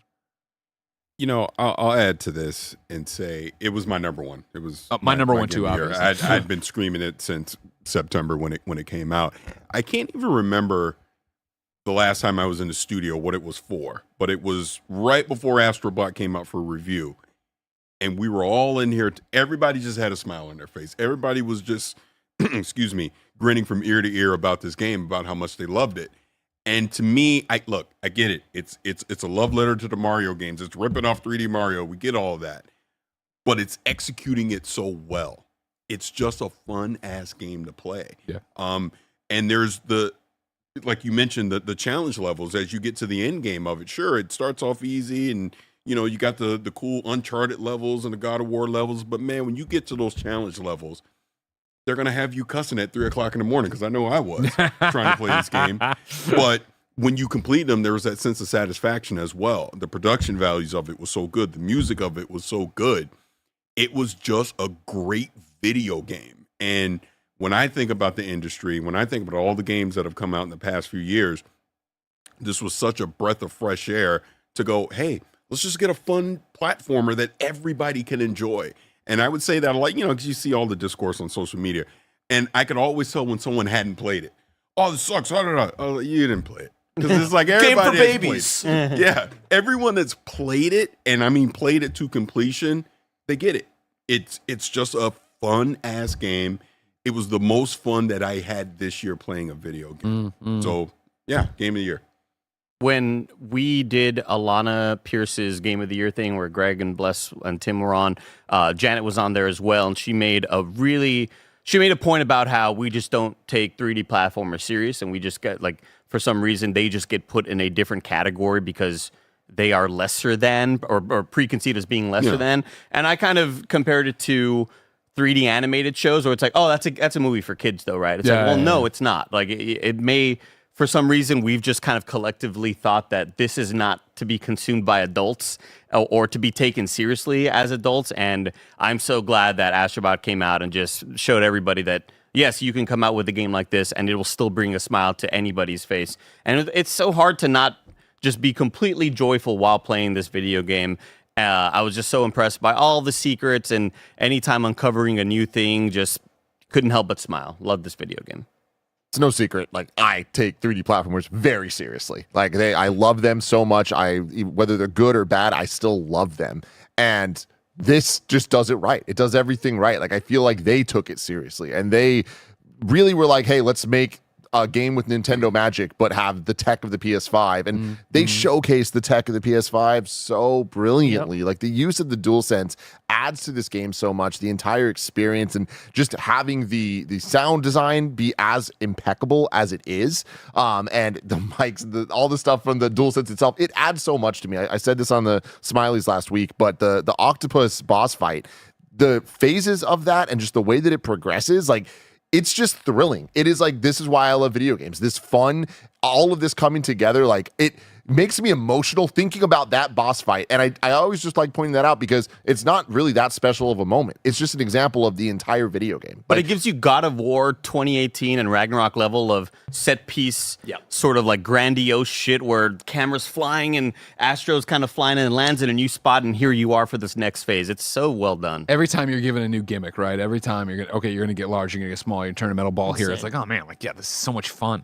Yeah, to build off of your point, Greg, of just like, yeah, it's a great game, cool, fucking whatever. And like, the more I got away from it, like, the less I was thinking about it, and it almost didn't make my top 10. And it was originally Animal Well at my number 10, but then the Christmas level came out, and I played that Christmas level, and it was like, all of it came back. It was like, fuck, no, this game is so fucking good. I think the Christmas level was like an example of like what I would have wanted to see more from this game, of actually like interweaving power-ups within levels. I felt like there was a lot of just like filtering of like, all right, you're doing kind of this one thing per level, maybe two if I'm remembering correctly. But yeah, it's such a delight. And then all the collectible stuff, which like, yes, like a big criticism of that is like, it's an ad for PlayStation. And it's like, yeah, if this was a PlayStation exec directive, I feel like that would have been the case. But you can really tell from this team that it was just them wanting to celebrate, and maybe in their own way. Again, you can never know of like what conversations they have of like, trying to remind and shake the execs of being like, hey, remember how fucking great our history is? Sure. Like, let's maybe bring some of this shit back and like, let's have a whole like kind of segments talking about the love of Studio Japan that like, or Japan Studio that they fizzled out and then mainly went into this team where you had two levels dedicated to shit that they specifically made with Ape Escape and then what was the other one? Loco. Loco Roco. And like once I got to the Loco Roco level, I was like, fuck, man, like they really care about this shit. Because if it was an exec PlayStation advertisement thing, those 5 special levels would have all been like Things that are getting remastered and you can buy on PC right now. Yeah, and I mean, granted, we did have a Horizon level, an Uncharted level, a God of War level, but they did what they could to like really showcase of like, hey, this is PlayStation's history, but a little bit of our personal history as well, and that very, very much got to me. I joked that Herman Holtz had everybody at gunpoint there. I was like, you better make a Horizon level. The Loco Roco thing is one of my favorite moments. Is actually from Andy's stream. Like, you didn't play Loco Roco, right? The original. I mean, on a display at Best Buy, whenever I would go to Best Buy, one of those things. Fucking Loco Roco rules. But watching you get to that level and immediately kind of just be like, oh, this is, it's a PlayStation level, so what's it going to be? And it's this weird kind of thing. Seeing you, there's video footage of this you can watch on your YouTube channel, of like you seeing the gimmick, the smile on your face of just being like, oh, like this is what we're doing. This is what we're doing. I think that is what this game's all about. It's just that magic and joy of like the wonder of this gameplay is making me happy. And I thought that moment was special, like randomly tuning into your stream, seeing that. But like it was just awesome that definitely like the least known of the PlayStation IP levels. But even that, for somebody that doesn't have that nostalgia for it, it hits so hard. And becoming a believer in the DualSense, like as a controller that I've never really cared for the gimmicks on it. I've never cared for the haptic feedback and all the cool vibration stuff. It's never ever moved the needle for me. But whenever you walk up to the wall and you launch yourself up and you unzip the wall, that was one of the most satisfying feelings I've ever felt, of feeling the vibration match up with every of the dude. It's so awesome. Feeling the like feet lasers break like glass underneath you. Oh, unbelievable. Unbelievable. And I want to acknowledge like how big of a W this game is for Team Asobi as a studio, because we talk about or Barrett brought up like the corporate energy, or like people may be feeling that way as far as like, oh man, this game is just marketing material for the entirety of PlayStation. As far as what it feels like to me personally, right? Like, I don't think PlayStation greenlights games like this, like, off the bat, right? You trace back the history of Team Asobi, and it was like, all right, here's a thing and another thing. All right, here's a little demo in, like, the PlayStation VR compilation game. All right, I guess we'll make a VR thing, and, with each of their projects, they keep proving that, like, oh, they got the stuff. Like, super capable. There is something, they are super capable, but also I think they have a vision. It's like when you find a diamond in the rough of like, oh, this is somebody that has a vision, that has like an idea, that has the stuff that like, you just need to give them the freedom to do it, right? Because it was, all right, now here's Astronaut Rescue Mission for VR. All right, now you can do a launch pack-in tech demo. It's 2 hours long in the PlayStation. All right, here's a full game, and they get Game of the Year at the Game Awards, right? It's like, yo, y'all should have been giving them this. This should have been a thing. But what about Concord? What about Fair Games? Yeah. What about this other thing we think's going to make us money hand over fist? It should not have taken this long for Astrobot to have come out. 100%. If you saw 100%. what Team Asobi had, this game we should be on Astrobot 3 by now. Yes, we should. So for the fact that like they finally gotten here, I think it's special. And yeah, like I think this is a game that should be celebrated as loud as possible, and like should not be taken lightly. Be taken lightly, and should be shown to like the PlayStation higher ups and Sony people and be like, yo, like this is the one. Like y'all got something here. But I also think that this game is so good because they've been working on this character for so long, right? Yeah. They understand Astrobot so deeply in a way that no one else does. And yeah, my thing, I had a similar experience with Barrett, right? With my thing where I had it probably like number 8 or whatever, and then I played the Christmas level, and I was like, oh fuck, I was taking for granted just how amazing this game is. Like I'm playing it, and it's like it feels like almost like cheating because like I feel like it's almost like a Disney ride, right? Like because you have like the controller doing all this amazing stuff. Like I was waiting for Astrobot to spill water in my face or something, right? Like it's an incredible like theme park experience, and you put it down, and you're like, oh, this was great, and then you forget about it because it's so amazing, right? And then you come back to it like, oh shit, like this is so special once you're removed from it.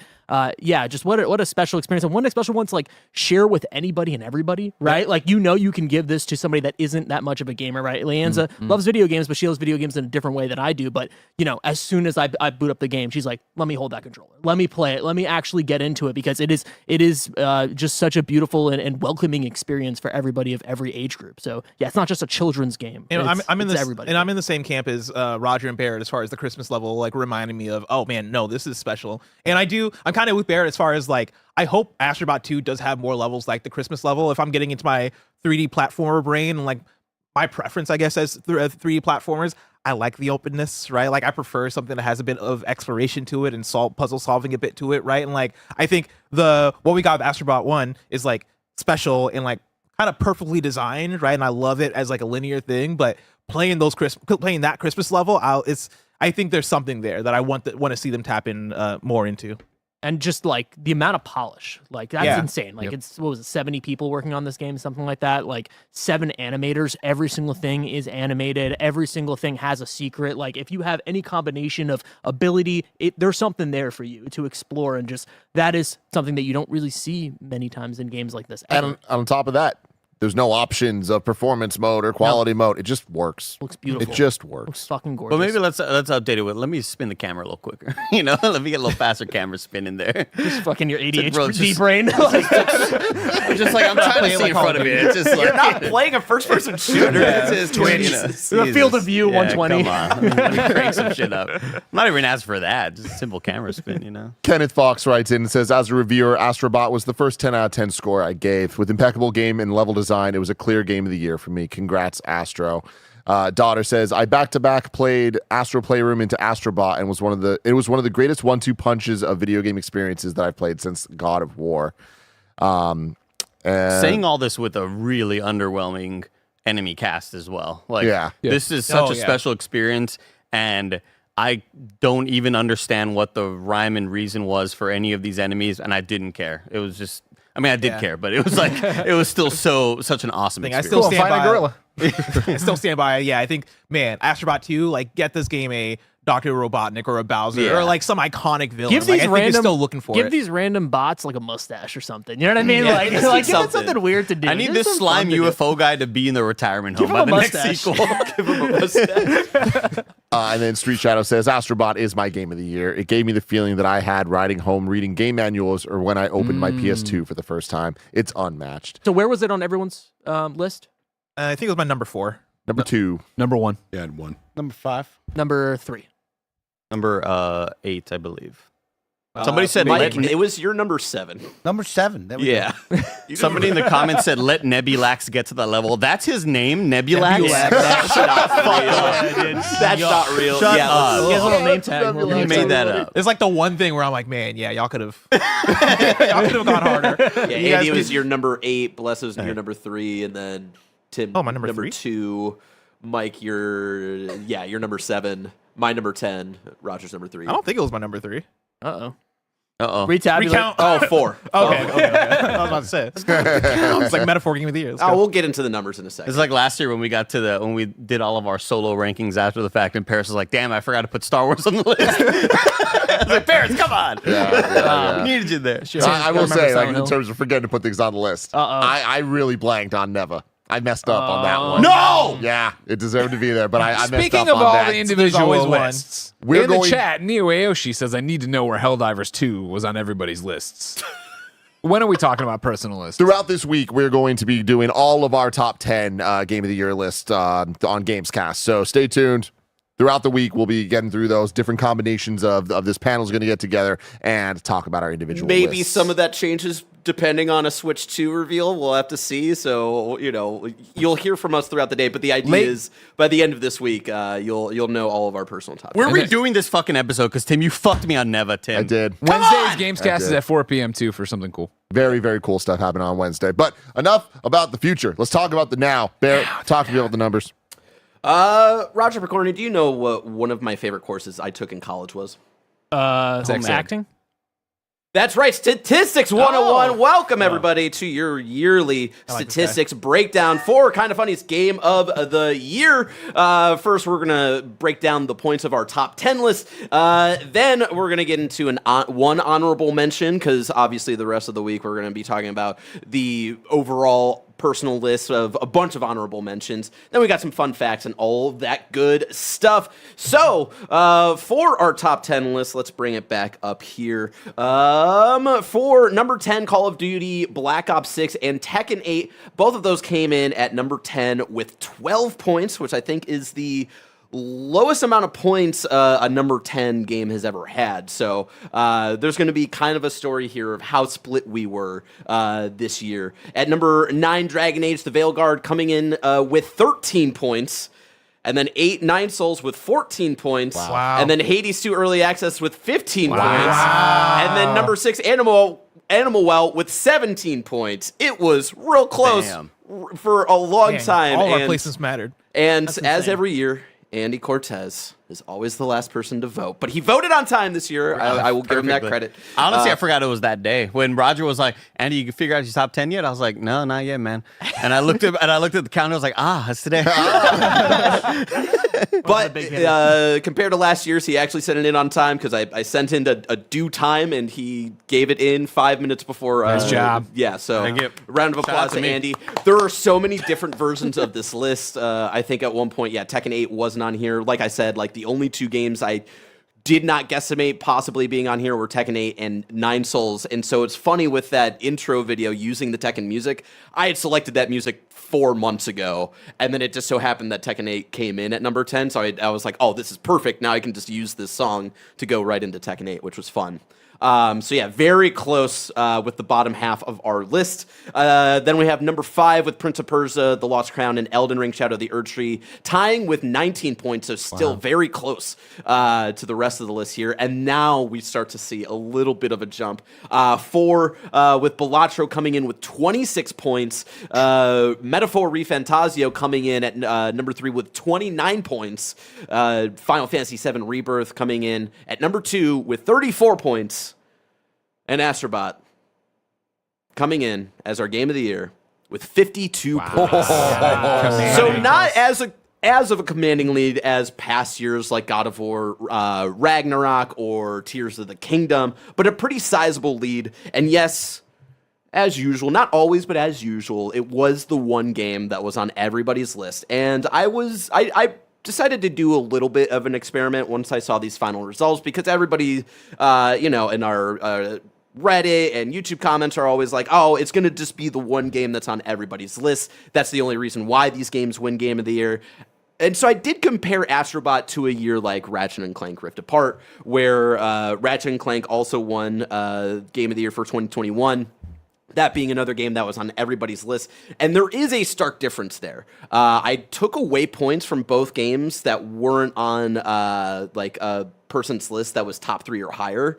And if I took away Astrobot's points for lists that it wasn't on the top 3, it still would have won Game of the Year. It still would have gotten 37 points above Final Fantasy VII Rebirth, where compared to Ratchet & Clank, if I took away the non-top 3 points of Ratchet & Clank, that would have been number 9 on our list. So, different years and all that stuff, but Astrobot did still have a lot of the passion this year. So I just wanted to call that out. And then we've got our honorable mention up next. Obviously, we're going to be talking about so many games that we are personally passionate about for the rest of this week.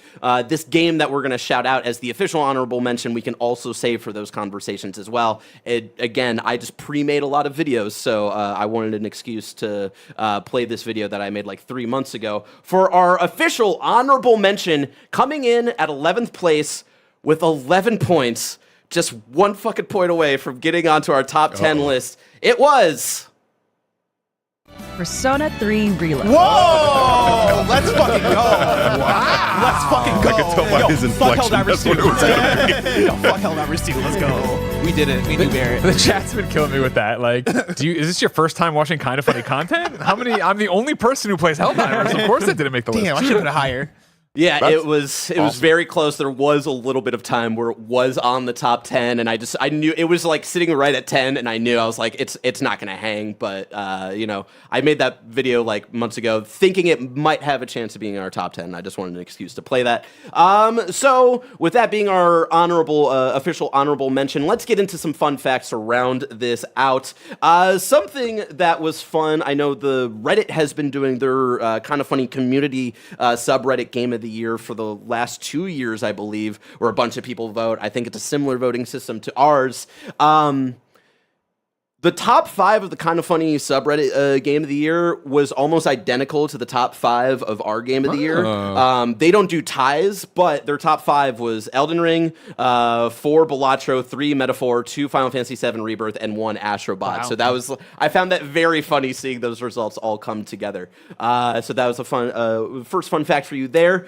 Let's see. This year we had a total of 45 games voted in, which is the most amount of games we've had voted in for a game of the year voting. Me and Mikey making half of that there. Well, let's talk about that for a second, because I think a lot of people always assume every year that Mike Howard is going to have the most wild list, the least amount of games from his personal top 10 on the official top 10. And I think something that shows off, 45 games being voted on, this was the most split year, right? We had 5 games on this top 10, top 12 list that were only voted in by 2 people, which has never happened before for Game of the Year. And I think that showcases just how many different types of games that we were playing this year. Andy came in with the most of his personal games making the top 10 list. I believe 8 of his games from his personal list made it to this top 10. Congratulations. He's in touch. Trendsetter. He's in touch. Here's a Trendsetter. Thank you. Cheese! The cheese stands Cheese. alone! And usually everybody assumes it's Mike Howard, but Mike Howard did actually talk a bit today. The person who talked the least today, because Mike Howard had 5 of his personal games on this year's top 10 list, it was Greg Miller with only 2 of his games coming in onto the Greg gets the this- cheese. Shit. Greg gets the you cheese. rock. The Kind of Funny is so homogenous. They all have the same opinion on games. And I believe that's all I have. So there you have it. should That vote was top this 15. year's Statistics 101 for Kind of Funny's Game of the Year. Everybody. Great job, everybody. Great job, Barrett. Great job, Fantastic. Andy. Great job, Barrett. Great job, Andy. Congratulations to Astrobot's Kind of Funny's Game of the Year for 2024. Like I was saying, the Gamescast this week will be our personal top 10 list, getting into all of the games, some of them that we talked about today, but a whole bunch of them that we didn't get Who's to tomorrow? talk about. Who's tomorrow? Tomorrow is going to be Greg Miller and Paris Lily. Yeah, you're goddamn That- right yes. it is. Get in the can't fucking ground, wait. Indiana Jones. You're fucking dead to us. I can't wait to talk about my number 7. Oh. I can't wait. That's ominous. Holy shit. Hi to everybody. And hey, the fun doesn't stop. If you're on Twitch, stay where you are. If you're on YouTube, you need to make the jump to the new link where we're going to stream a little bit of Hyper Light Breaker with Exclusive. the devs. It's going to be awesome. Thank you so much for hanging out with us today. Of course, this is Kind of Funny. You should subscribe to us, whether you're on YouTube, on Twitch, on podcast services, wherever you are. Please follow, like, any of the positive things. And Please if you have do them. Amazon Prime, you have Twitch Prime. It's true. Sing the song. Sing a song. Don't forget that if you have Amazon Prime, you have Twitch Prime. Love y'all. Bye. That's good. Great job.